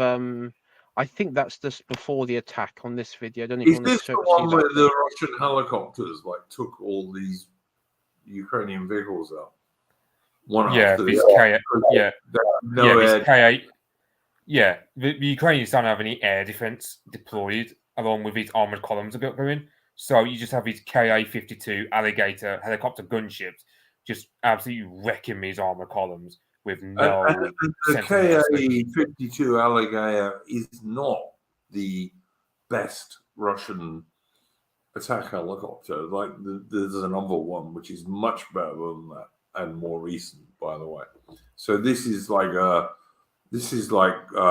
second-rate Russian anti-armor helicopter doing this stuff. This is not their best. Yeah, he also knows all these like. Oh, sorry. No, you can't continue, Mitch. I was going to say, one thing to notice is how many shell craters there are, just how many artillery shells have been just fired into that general area. It's just practically a bloody. It's just like a bloodletting sacrifice for the sake of like Reddit and Washington DC. Yeah. I don't know. Look, it looks to me like Ukraine is fucked, but I've fought that for a very long time. To be fair. Oh yeah, someone just I don't know if Mitch you heard, but there were some Ukrainian flag sort of shills who were saying these aren't tanks, silly. These are tractors and combine harvesters. Oh yeah, there Yeah. was a combine harvester that got destroyed. Look, this is the Air Force, gentlemen, and you know what? The Air Force can't always see everything very clearly, so occasionally they hit the wrong thing, including a combine harvester instead of a tank. It's not a surprise. It's always happened. Like in Gulf War One, Americans destroyed British light tanks because they didn't recognize them. So the Russians destroying a combine harvester by accident, yeah, that shit happens. So what? As long as no one was in it, I hope. Yeah. Yeah. I mean, The thing what about I could say is, you go ahead. no, You go it's ahead, Ayor. okay. You can No, go I ahead. was just going to say, all right, in the footage that I was just looking, I just saw one of the footage. It does basically show is when these the convoy was attacked. There were a lot of troops that just hopped out and they seemed to like run for cover anyway. So I don't know. And can you blame them when they have no air defense? I know, but the thing is, it's complete madness because they've got no to launch that sort of have that convoy to launch that sort of attack. You need to have air cover. You need to have air cover. Or have anti-aircraft defense. You've got to have anti-aircraft guns and anti-aircraft missiles. If you don't have those, then yeah, I agree with you too. Yeah, and it actually reminded me of I remember there was this documentary. It's actually on the Spanish Civil War, and you had like this because of course the nationalists and everything had the air superiority for much of the conflict, and so you had entire columns of socialist, Republican, communists, and anarchists that would just be taken out on the march through the countryside because one patrol plane would just see them dive down. There you go. You just take out the entire convoy. And so movement became pretty unlikely AI actually in the 1930s because air power wasn't that good back then. And even today, you need a certain standard of air power to be able to do that. But yeah, the West thinks air power is everything because of all our silly little wars with like people who had no air defense. Well, this one was in the siege of Madrid, and this was when the nationalists were using. I do realize what you're saying. I know a little bit about the about the Spanish Civil War, but back in the 1930s, aircraft were nowhere near as good as the RAF or the Luftwaffe or everyone else thought they were. These days, they're still not as good as the Air Force thinks they are, but they're better than they were back then, is all I would Well, say. actually, okay, here's a better example. When the British task force arrived in the Falkland Islands, what was the first thing they did? It was to secure. They tried bombing the Argentine airfields with mixed success. Yeah, mixed success. I.e., if I remember, they didn't hit a hangar, but they did hit the airfield itself. Oh yeah, no, they hit the airfield, but they didn't shut it down. And even when the RAF sent the longest bombing mission in history back then, I think the Americans eventually beat it because, of course, the Americans have to beat everything. But even when the RAF sent the longest bombing mission in history back in 1982, they did land a couple of bombs on the runway, but they didn't close it. They tried to, but they didn't. No. But before the troops could move, off the beaches and everything, the main purpose was for the to take out the Argentine or make sure Argentinians didn't have air superiority in the exclusion zone. They didn't I have believe it. it was. The Argentines never had that because the Harriers were able to shoot the Argentines down. But Britain never had like total air dominance in the Falklands. Never did. Well, you can never have total air dominance in any real conflict. You can. Yes, you can. The West had it against Germany in 1945 for sure. Well, yeah. No, well, yeah, right to the. I mean, you did have like odd examples of like the V2 and everything, but I know that's not entirely the same. But what I was saying was in that scenario, it I can't remember which it was. I think it was at Goose Green. After that, not Goose Green. It was the I can't remember the name of the landing place that they San Carlos. San Carlos. San Carlos Bay, yeah, the bay. I believe that was when the Argentine Air Force was I think after that they weren't operating over attacking the British via air at that point after that incident because when they sank the Sir Galahad full of the Welsh Guards and burnt loads of them to death, they weren't operating over the Falklands. Is that right? Well, didn't that happen? That was the part that was happened all at the same time, didn't it? No, that was much later. I mean, I was lucky enough to meet the dude who ran the Royal Marines landing craft, who went up to the Sir Galahad and spoke to the Guards major, and he was also a major, Ewan Sowerby Lloyd, I think his name was. And he went up to this bloke and he said, "Look, you have to get your men off this ship. This is Argentina's national day, and you are going to get bombed." And the Welsh Guards major, who was of the same rank as Ewan Sowerby Taylor, turned around and said to him, "I am not putting my men in landing craft with ammunition," as if it was a peacetime exercise.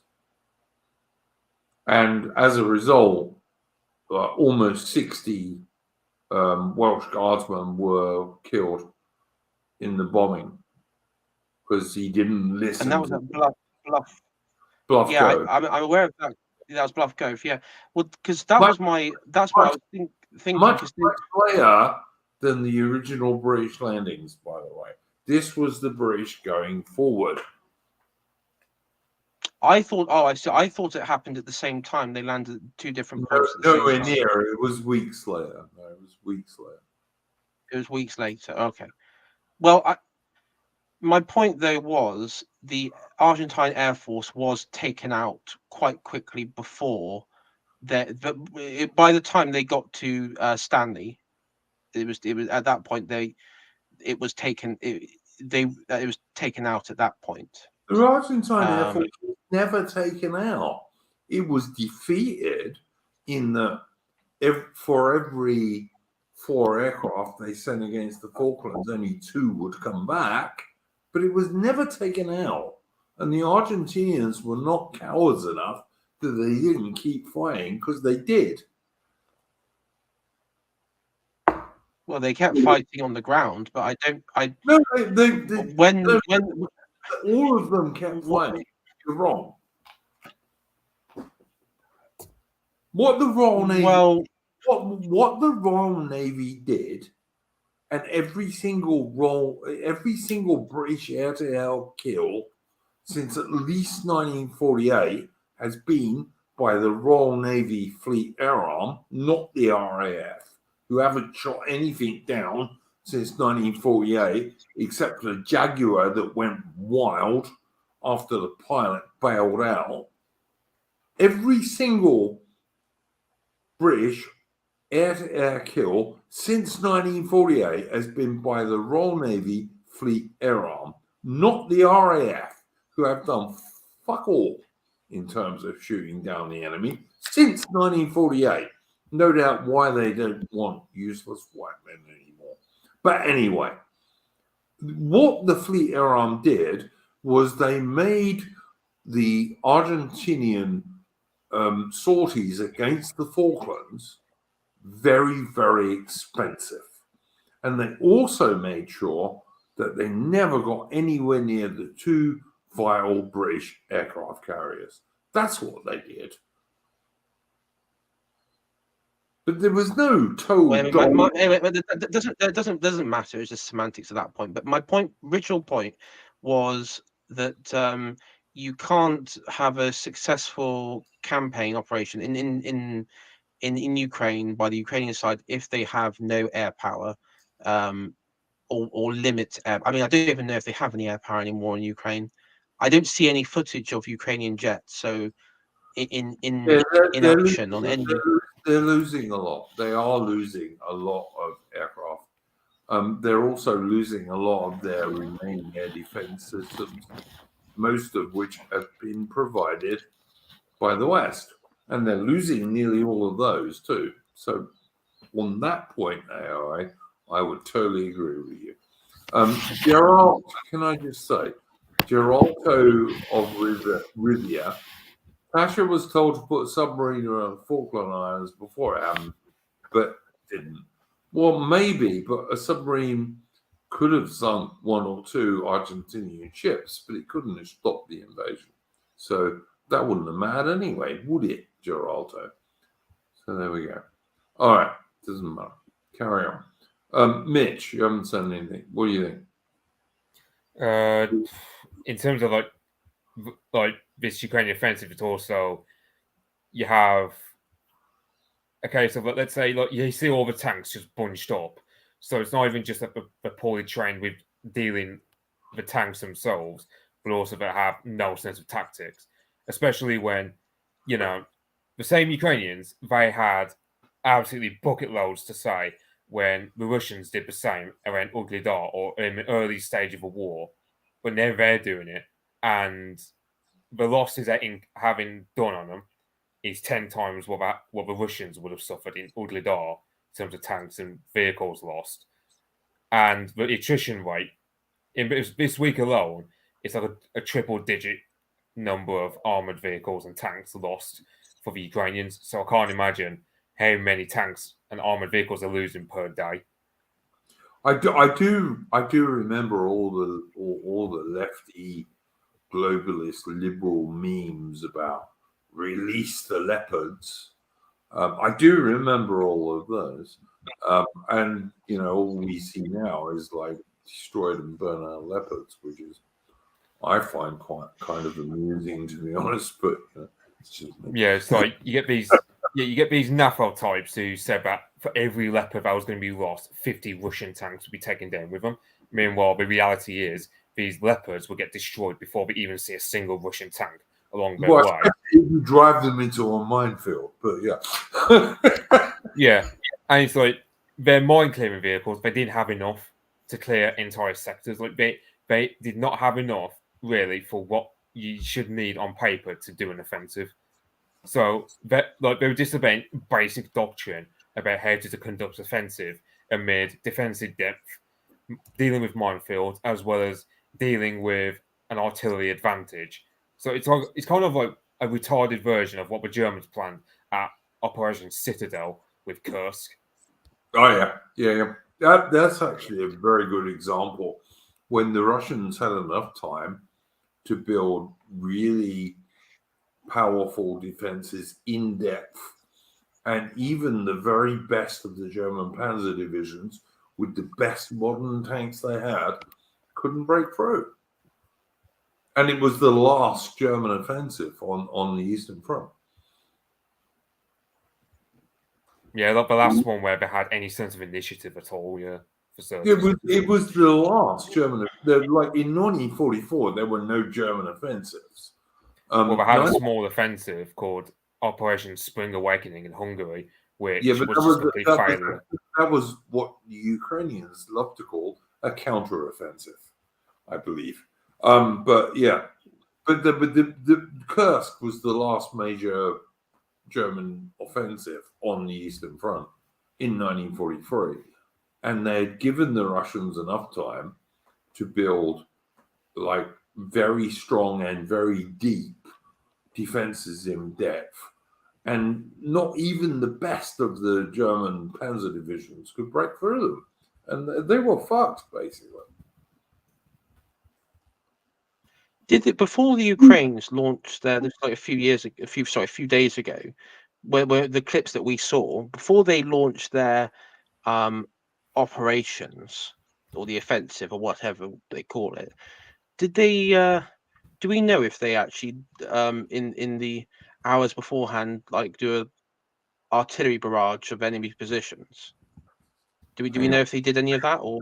Hang on, somebody is asking something of me here.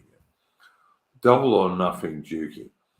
If Uk, I presume he means Ukraine, doesn't retake Bakhmut before the end of the year, I will give your charity $200. I tell you what, Exfed, if they do, I'll give your charity 500 quid. If they do. If Ukraine retakes Bakhmut by the end of the year, I will give your charity 500 quid. And I guarantee it. Record it, guys, honestly. And if that doesn't happen, then I will absolutely take 200 quid off of Xfed, which I will give to a charity that saves dogs. If I can get 200 quid that I can give to a charity that saves rescue dogs, absolutely, Xfed. Ain't gonna happen. And I would guess that Xfed is probably not a know-nothing kid in his mother's basement. He's more likely some sort of Western influencer. But yeah, I'll give you 500, mate, if they do. Because Yeah, he's upped it to 500. So yeah. Yeah, I just don't believe him. I mean, if the Ukrainians are going to use the same tactics to try and retake Bakhmut as what they've shown in this new offensive, there's more chance of Russia taking Kiev by the end of the year than Bakhmut falling back into Ukrainian hands. So I'd rather see Russia take Odessa, to be honest. But yeah, right. Well, I mean, I'm just they could hold. Yeah, it's what I mean. At the end of the day, like, I'm looking at this offensive, and it's just massive salt to be mined because what? So the same Ukrainians who spent their time absolutely mocking the Russians for bunching up their tanks together and driving into minefields back in Udgradar back in January, and they're doing the same exact thing nowadays. And it's everyone on the Ukrainian side is just keeping mum about it. The only guy I've seen on the Ukrainian side who's actually really self-reflecting about is a guy called Denis Davidov. You know, he's an airline pilot who lives in Poland, I think. Now, that's the thing, like these pilots, you'd think they'd be drafted into the Ukrainian Air Force to be used to, pilot what Ukraine's begging for, these F-16s. No, they're putting all the pilots into the infantry. So these skilled pilots are just getting drafted, not into the Air Force where you think they would be. No, they're just getting drafted into the trenches straight away. Just treated like an average grunt. Well, I mean, I've also heard, Mitch, that lots of ethnic Russian Ukrainians are getting drafted, whereas guys in Western Ukraine, which is much more actually Ukrainian, tend not to be. Is that true? Yeah. I mean, the Ukrainians are guilty of doing that to the Hungarians as well. The Hungarian minority living in Transcarpathia Oblast, they're just getting drafted all the time to the point where that 128 Mountain Assault Brigade, they've been smashed through like 6 times throughout this war. And that unit is ethnic Hungarian soldiers led by Ukrainian officers. And they're just always used as a cannon fodder every time Ukraine does anything significant. So that unit has had hundreds of Hungarians just poured into it to be used as sacrificial lambs whenever Ukraine does anything. Lovely. And of course, that That's why the Hungarians aren't particularly fond of Ukrainians, because the Ukrainians are just using their co-ethnics from an area as a cannon fodder, basically. I also like the way that Ukrainian tanks have like German crosses on them. I mean, sometimes really obvious German crosses on them, like from World War II. And of course, you have to remember that what was his name, Mitch, the Ukrainian so-called hero who killed like huge numbers of Jewish people, but also huge numbers of Poles and huge numbers of Russians as well. What was that dude's name? Stepan Bandera. Yeah, Stefan Bandera. But you can watch the Ukrainian tanks with these absolute like copies of German crosses on them very often, and apparently that's all right with the West. You know, where in other respects you're not allowed to talk about like Moustache Man at all, unless he's Ukrainian apparently. So yeah, I don't know, man. I just find it amusing, to be honest. I really do. What's ironic is like Stepan Bandera, he spent as much time fighting the Soviets as he did fighting the Germans. Like he was just like one of these petty nationalists who just screwed over both sides. So even the Germans wouldn't have fight. He killed, and his supporters, hundreds of thousands of Jews, hundreds of thousands of Poles, and hundreds of thousands of Russians. Like he just killed everybody who wasn't Ukrainian, basically. Pretty much. Including women and kids. And like his dudes would go into a village. There was a good film, Mitch, that you sent to me on the Discord, which I can't remember the title of now. But his dudes would go into a village and like with machetes and shit and chop up women and kids, including babies. So Stefan Bandera was obviously a really good bloke, you know. Definitely support him. Obviously part of the LGBTQ of the modern Western world. Yeah, right. It's just a joke. I say, Iron Duke, I think if you share the screen, I found a new thumbnail for your channel. I'm not saying I'll agree with it, but I'll add it. Explain to me what that is. What am I looking at? That's the an artist's imitation of the assault with all the Western tanks, the leopards and the Bradleys and everything. All that clip that we saw is basically all of them together. Oh yeah, with the Ukrainian in the background. Yeah, no, I get it. But like this is not actually a Ukrainian channel. This is a British and Old Commonwealth channel. Believe it or not. But I just don't agree with the propaganda and bullshit that Britain is under the Indian banker Rishi Sunak is doing in Ukraine. Like, I don't care who runs Ukraine, really. It's not a vital British interest at all. It's a vital Russian interest, I can see that, but it isn't a vital British interest. So I don't understand why Indian banker Rishi Sunak, who is not British at all, nor is all the other three great officers of state in the British government, they're all run by non-Anglo-Celtic people. Why is this a big deal for Britain? And you know, America is run by senile pedophile Biden, and how many Americans really support this either is another thing I would say. But, you know. Well, no, of course it has no bearing on any British interest at all. 100% agree. 100%. I mean, the only thing that I can, the only thing is, I was, you know, the price of seed oils have gone up since the war, right? Good, because they're not good for people anyway. But the farmers around me, they grow, rapeseed and other seed Yeah. oils. Yeah. And so one of them jokingly said to me when I met him on a dog walk, we were talking about it, and he said jokingly, if he could, he'd fund it so the war would continue on as long as possible, just so they can get like the killer profits they're getting at the moment. Wow. So I'm not saying that like the farming community is behind the war or anything, but No, of course not. I mean they are, because that'd be ridiculous suggestion to make. But there are some people who are benefiting from it. Well, look, in unlikely places.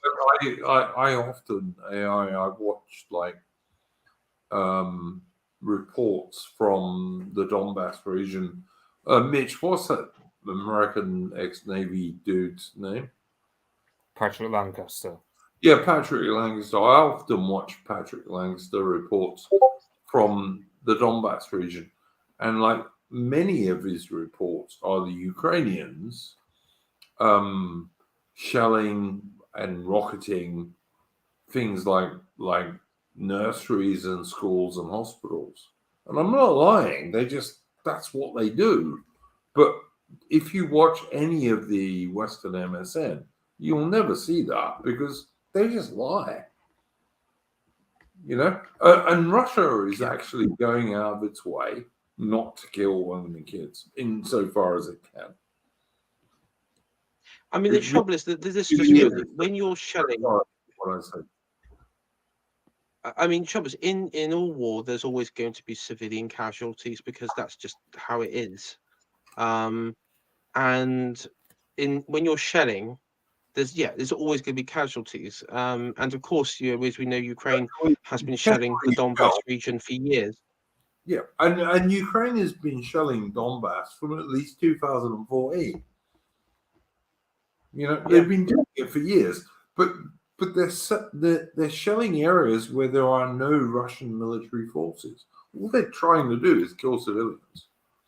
But of course, you're not supposed to believe that if you're a Western person.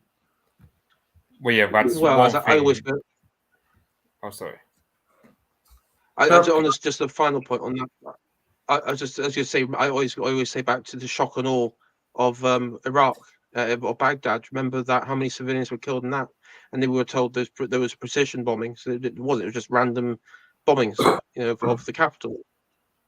It varied. Some of it was precision, and some of it wasn't. But yeah, but I mean, absolutely, this latest stuff. All the time, you see the Ukrainians shelling hospitals, nurseries, schools.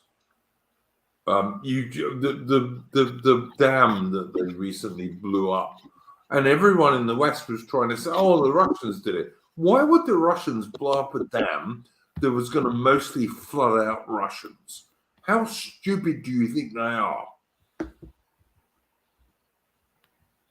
That doesn't make any sense at all. It's just insane. And we know that 6 months ago, I think it was, or maybe 4 months ago, the Ukrainians tried it just to see if they could hit the bloody place. So they'd already practiced it, and then they blew it out. And why would the Russians blow up a dam that was going to cause more damage to Russians than Ukrainians? Like, is it that Putin is so evil he just wants to hurt his own people? Well, I mean, the footage I saw from it was a bunch of Russian soldiers standing adjacent to the dam when the explosion went off, and they heard all these noises coming from it, and they all came out of their trenches or foxholes or whatever they dug, and it was like they were standing there going, like, just saying, what's going on, what's this, and then suddenly boom, and it's like, oh, so it's they were taken by surprise by this. And then the other film we see is Russian soldiers rescuing people and stuff like this because they're Russians, like, I don't get how people can be this dumb, to be honest with you. Like, why would Russia blow up. It's like when they said Russia blew up the Nord Stream pipeline. Everyone with the slightest bit of working brain knows the Americans did that. Everyone. No one who is not a complete dimwit does not realize that the Americans blew up the Nord Stream pipeline, not the Russians. But somehow we're still supposed to believe that the Russians blew up this dam that was going to flood out Russian people. Why? For God's sake, why? People are And Russian troops were flooded out as well. They were flooded out. They had to. Yeah, Well, absolutely. why would they flood and potentially drown their own soldiers? That's ridiculous. It doesn't make any sense. Russian soldiers walking waist deep through this stuff to get out of it, just like there's video of Russian soldiers helping civilians to escape. It's ridiculous. Yeah, on that dam, I found out about the cause of it was something like the explosions placed on it. Like they were, like it was purposely exploded. Whichever side you think. I mean, I can't believe it to be the Russians because that reservoir, like part of the job of that reservoir was to provide water for Crimea before the Ukrainians dammed it. And one of the first things the Russians did when they invaded was blow up the dam that prevented water from accessing to Crimea. So the Russians are going to blow up a dam, which by blowing up that dam screws up their own Crimean water supply. Okay, then. Like that reservoir which fed water to Crimea. The Russians are desperate to kill their own people. Yeah, sure they are. Yeah, it's not just that. I mean, the Ukrainians are spiteful enough to do it at this point. Because, I mean, you have that story of a Russian tourist. Yeah, that story of a Russian tourist getting killed off by a shark in Egypt. And all the Ukrainians just gloating about that. And all the Ukrainians cheering because this young Russian dude was killed by a shark in Egypt. My God. Yeah. That was it's like, yeah, especially when you could hear him shouting in Russian for his own father as well. Yeah. Yeah. I remember in Australia that at the start of the war there was like this like I think it was like the equivalent of Question Time or something, and they were talking. This was the start of the conflict, and you had this this Russian Australian or Australian of Russian descent stand up and actually said, well, why aren't we talking about the Donbass and everything, the stuff that we talk about that before the conflict officially started.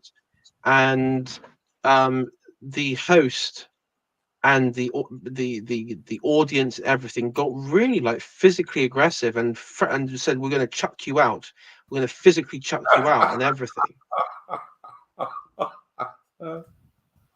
Yeah. I mean, it's, these people have like. I think I know. What does Semyakov? He sort of references the Rwanda genocide. It's like you have like the the TV calls it the kill box. It's basically it turns you into the mind of a psychopath near enough that enjoys murdering somebody. I mean, I don't think it's healthy for anyone to enjoy the death of somebody, even if they are a despicable, horrible person. I don't think it's a healthy thought to have. Yeah, no, I don't totally disagree with that. Yeah. Look, we've been going on about this subject for a long time. My opinion. Yeah. I'm going to have to head off now, Iron Duke. Just to let you know. I'm just going to go on to Boris Johnson resigning. But anyway.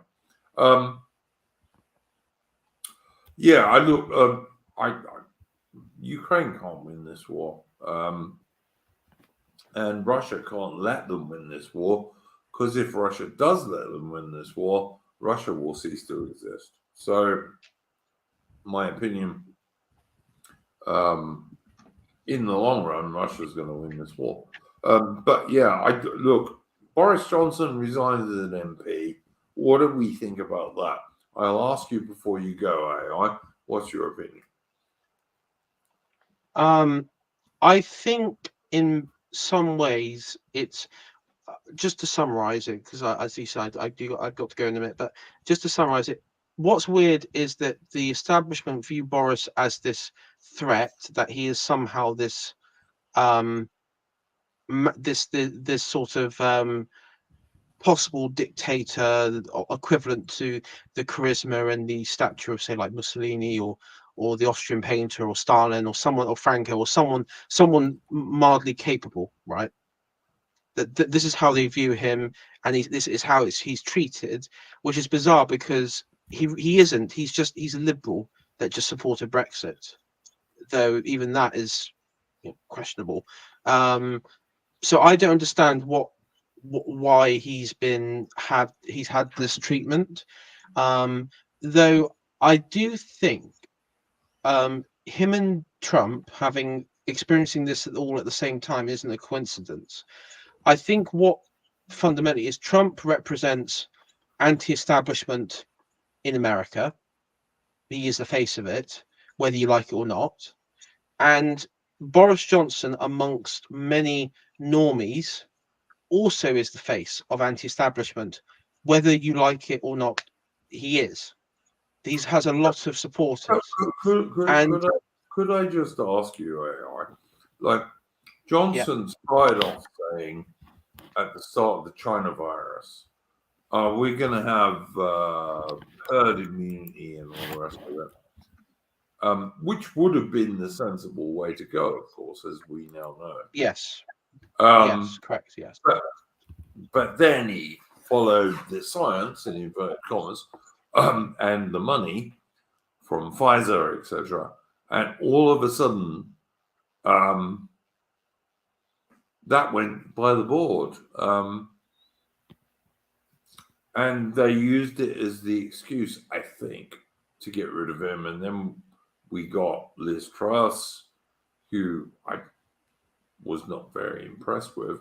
But then, of course, we got Rishi Sunak, who was completely parachuted in without even the conservative Tory, so-called conservative Tory party voters voting, Tory party members voting for him.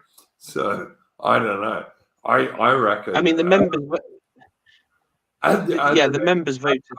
As by-election, whoever runs in place of Johnson is going to lose, I think.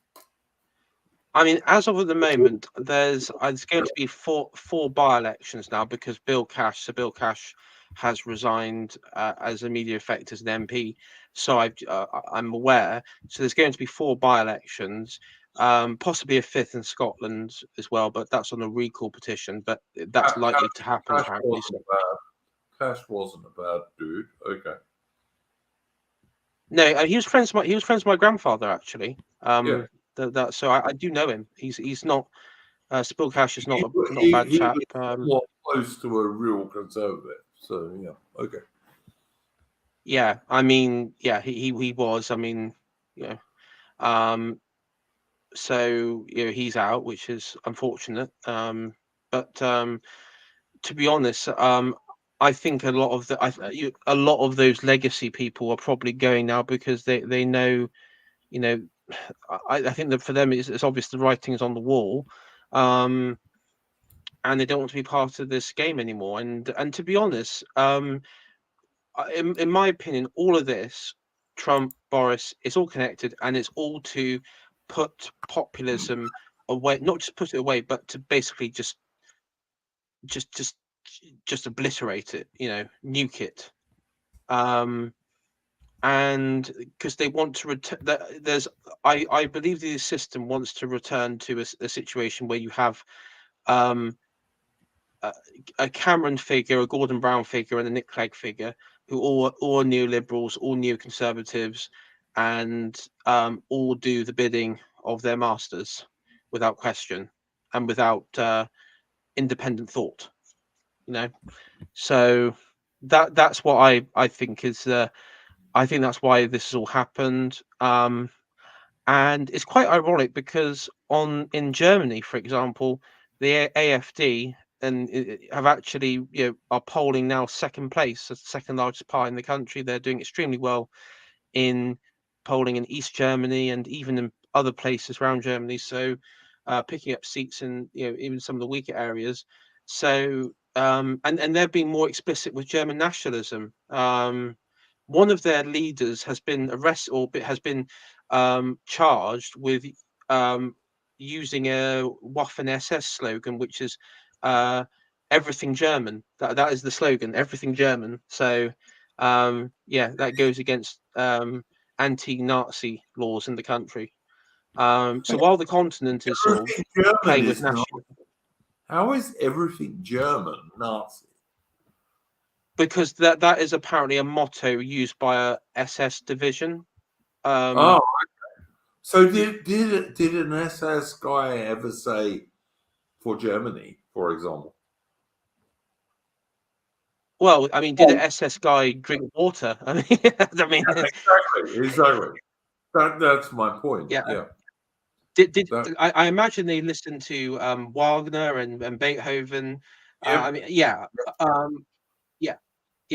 I know. They might have read Nietzsche or all sorts of other German authors, for God's sake. Oh, yeah. It's so stupid. But my thesis has been proved correct. East Germany is still based. It's literally embraced German nationalism.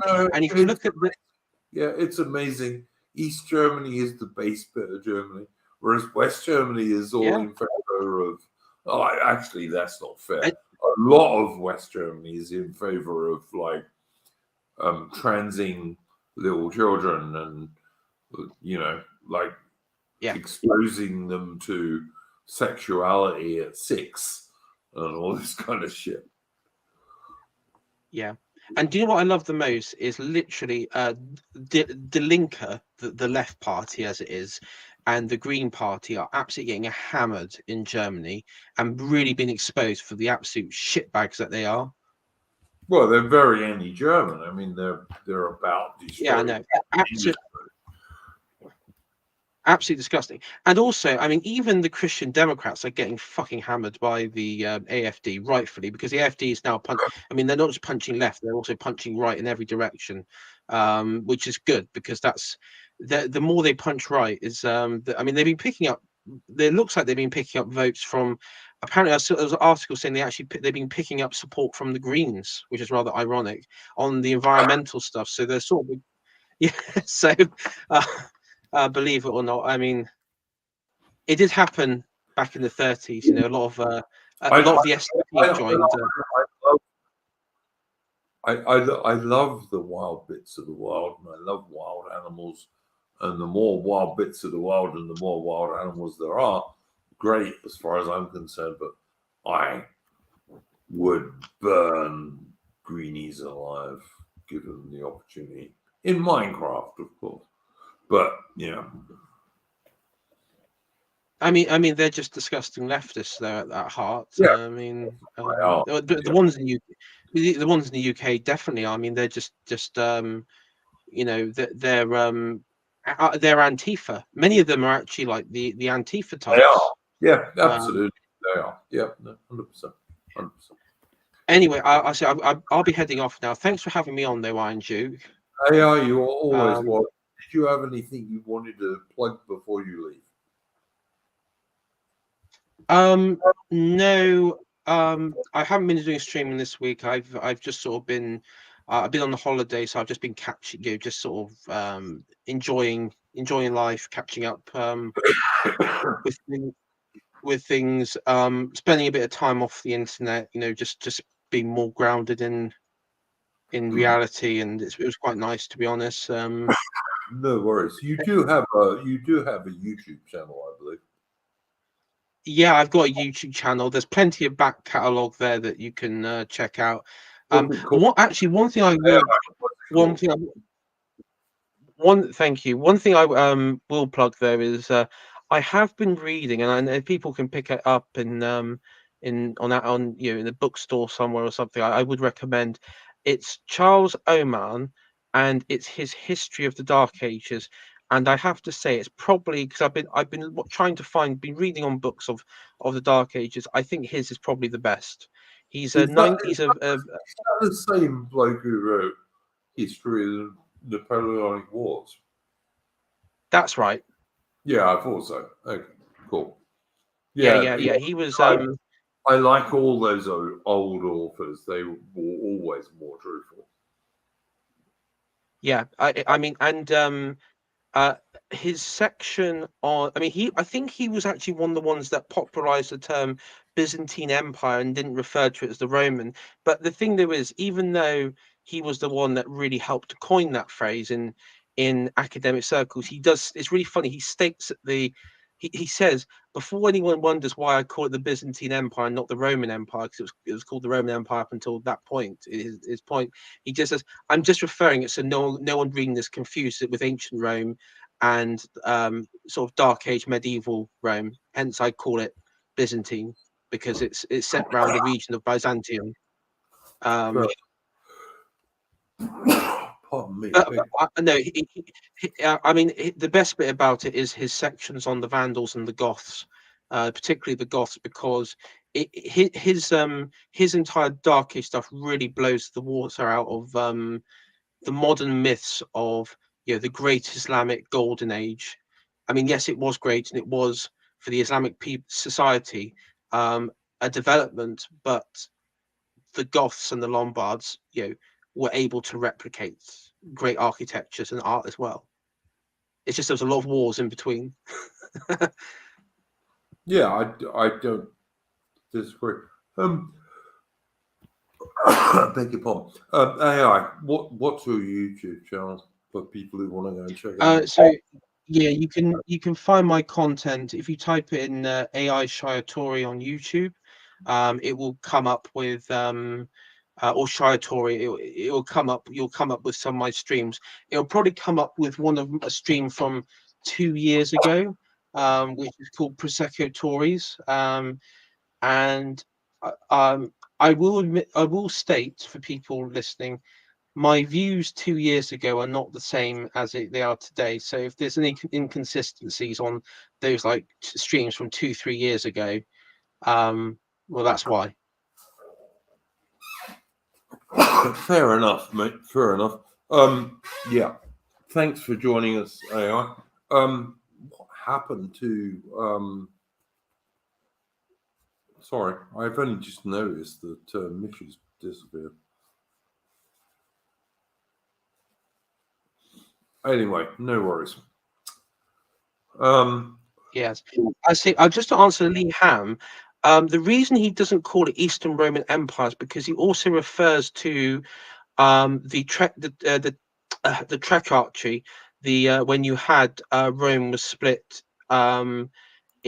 before the fall of Augustus Romulus into and all going all the way back to Maxentus and back to the time of Constantine. So he wants to separate the period from the rise of Odoacer.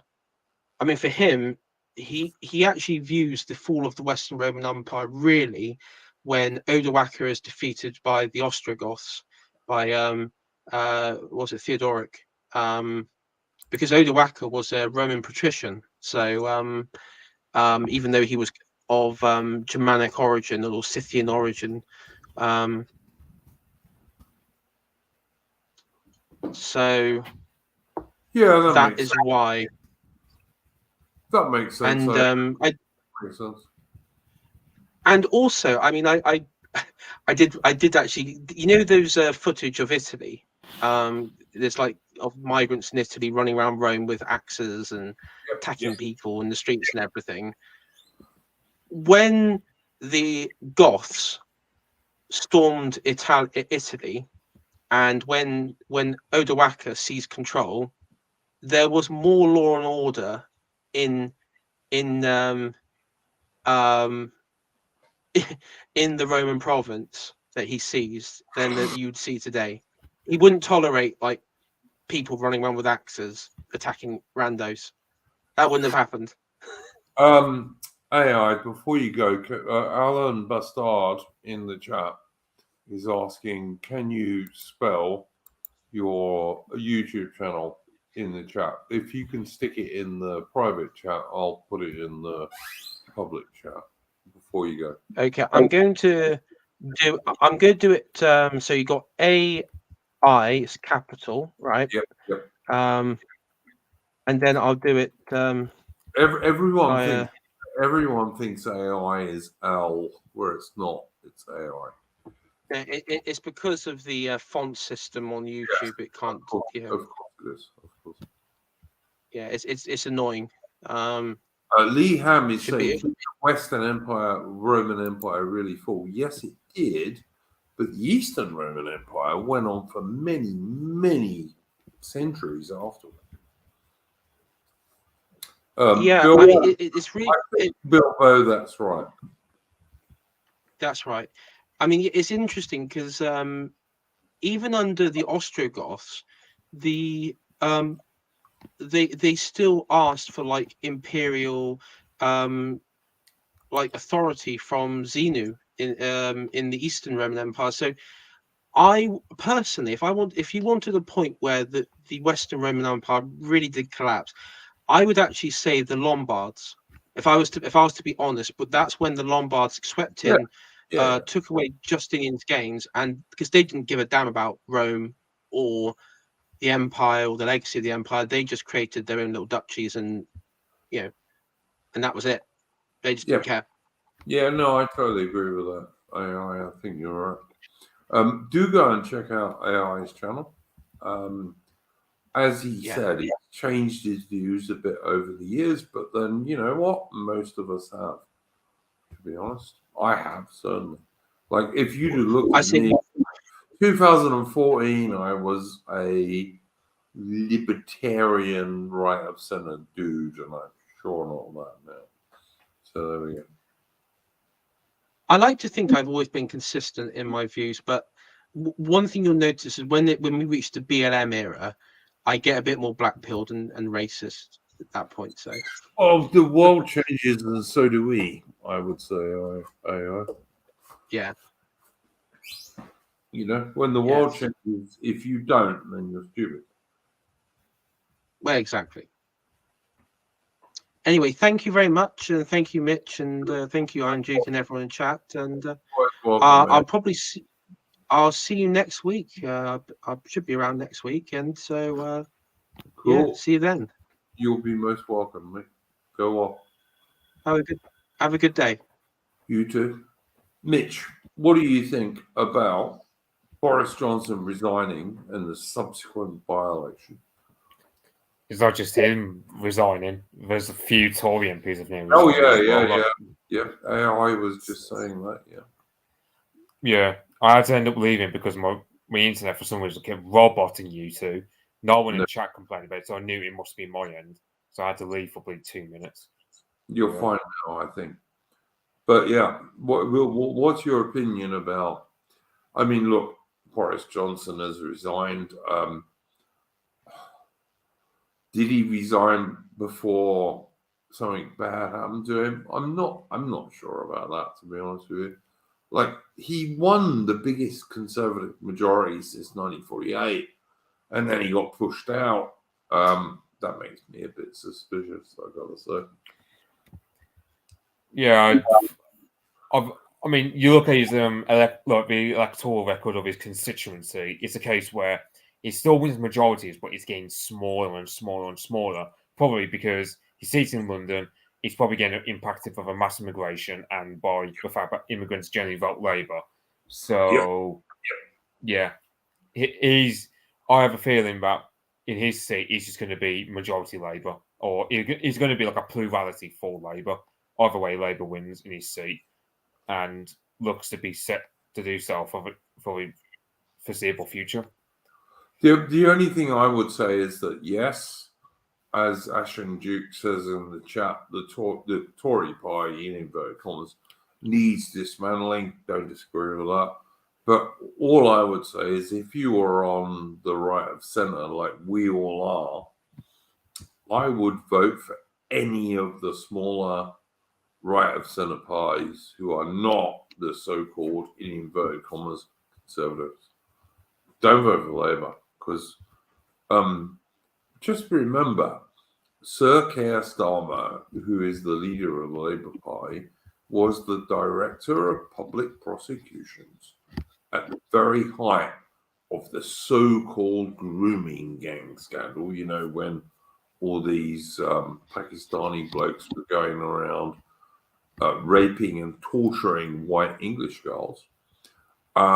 He was the director of public prosecutions at that time, and he made sure almost no one got prosecuted. Don't vote Labour, guys. Don't fall for that shit. Vote for any of the other right of centre parties other than the Conservatives.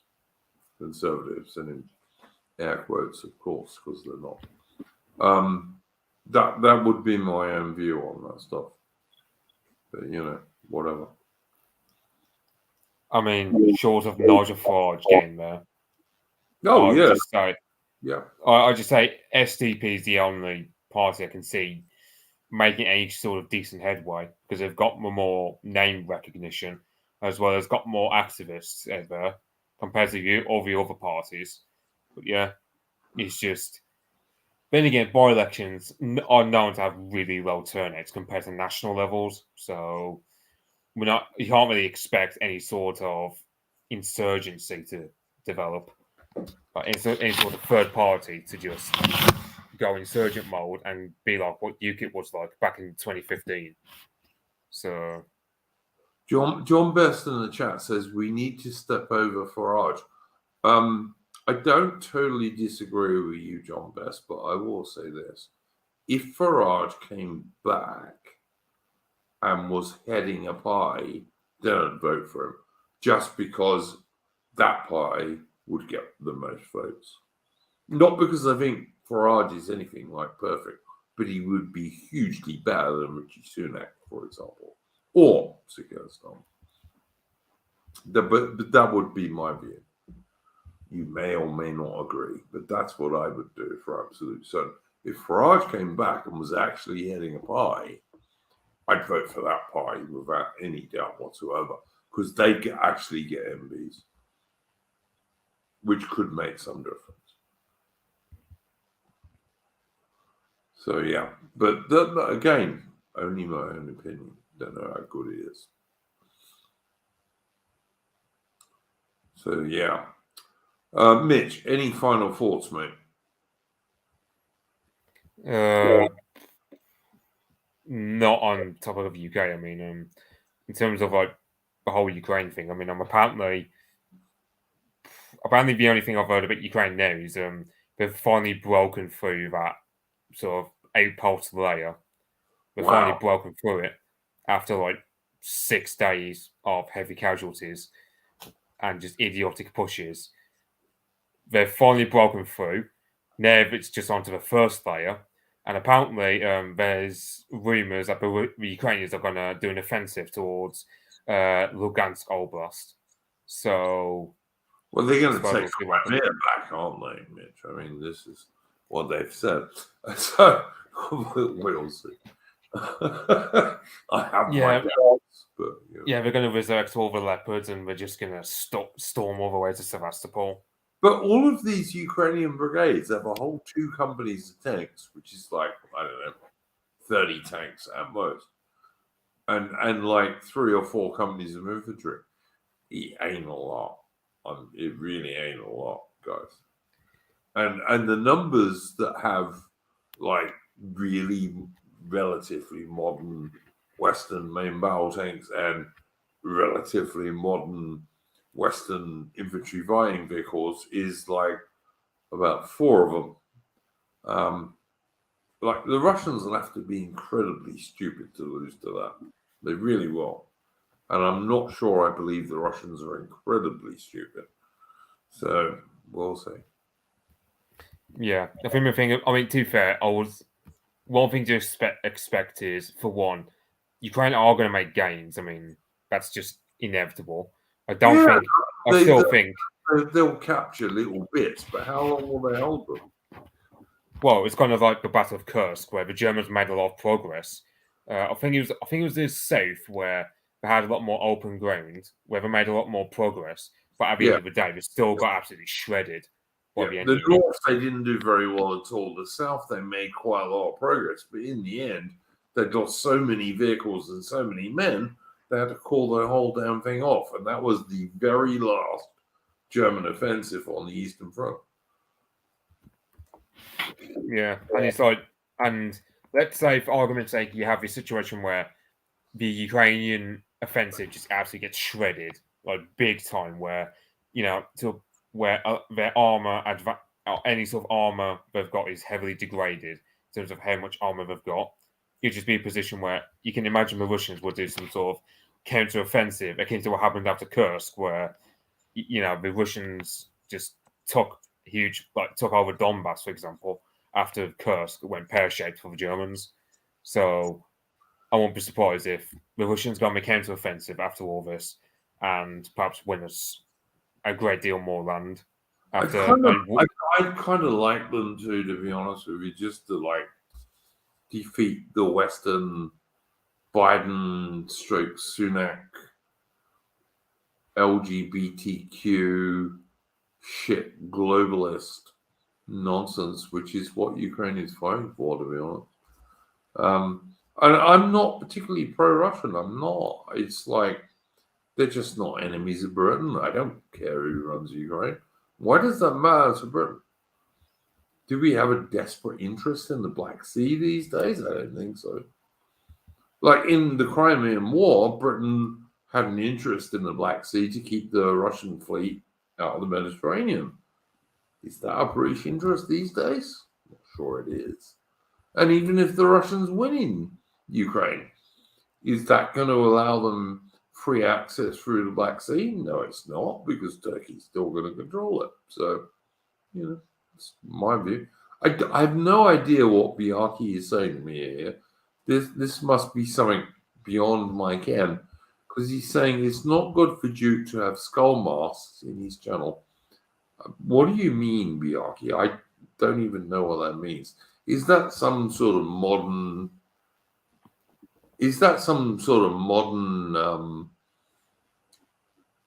Like boy thing? Because I don't get it. Yeah, it's funny, Biaki. Okay, so tell me what it means, because I have no idea.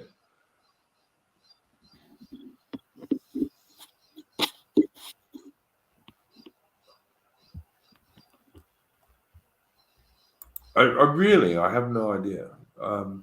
Maybe I'm being boomerish or something, or whatever you guys say these days. Well, I don't know what a skull mask is, Biaki, so, is that something to do with like the German SS or something like that? I don't know. No idea. Like I'm not a Nazi laugher, but you know that, Biaki, so there you go. All right. Anything you would like to plug, Mitch? Unless people want to follow my Twitter account, which is Anglo-Gopnik. There you go. You've just plugged it. Cool. All right, guys. I want to plug something before we leave. On the 18th of June, and that's UK time, because it was a British battle. On the 18th of June UK time, we are going to be doing a Waterloo Day stream about the Battle of Waterloo with guests. Now, at the moment, I think I'm going to get Rupert August, but I'm hoping I'll get 2 or 3 other good guys too. And it should be a damn good stream. And even if I don't get any other dudes, like I do know quite a lot about the Battle of Waterloo. So that should be a stream you guys should come and watch. All right. Before we go anywhere, I will check if we had any super chats, which I doubt. We'll check. Oh, yes, we did. Oh, yes, we did. All right, here we go. Hello from the US. Good stream. Came late. Charles Oman also wrote this Wellington's army, the commander, organizations, tactics, and equipage of the British Army during the, and that is from S.B. Watt.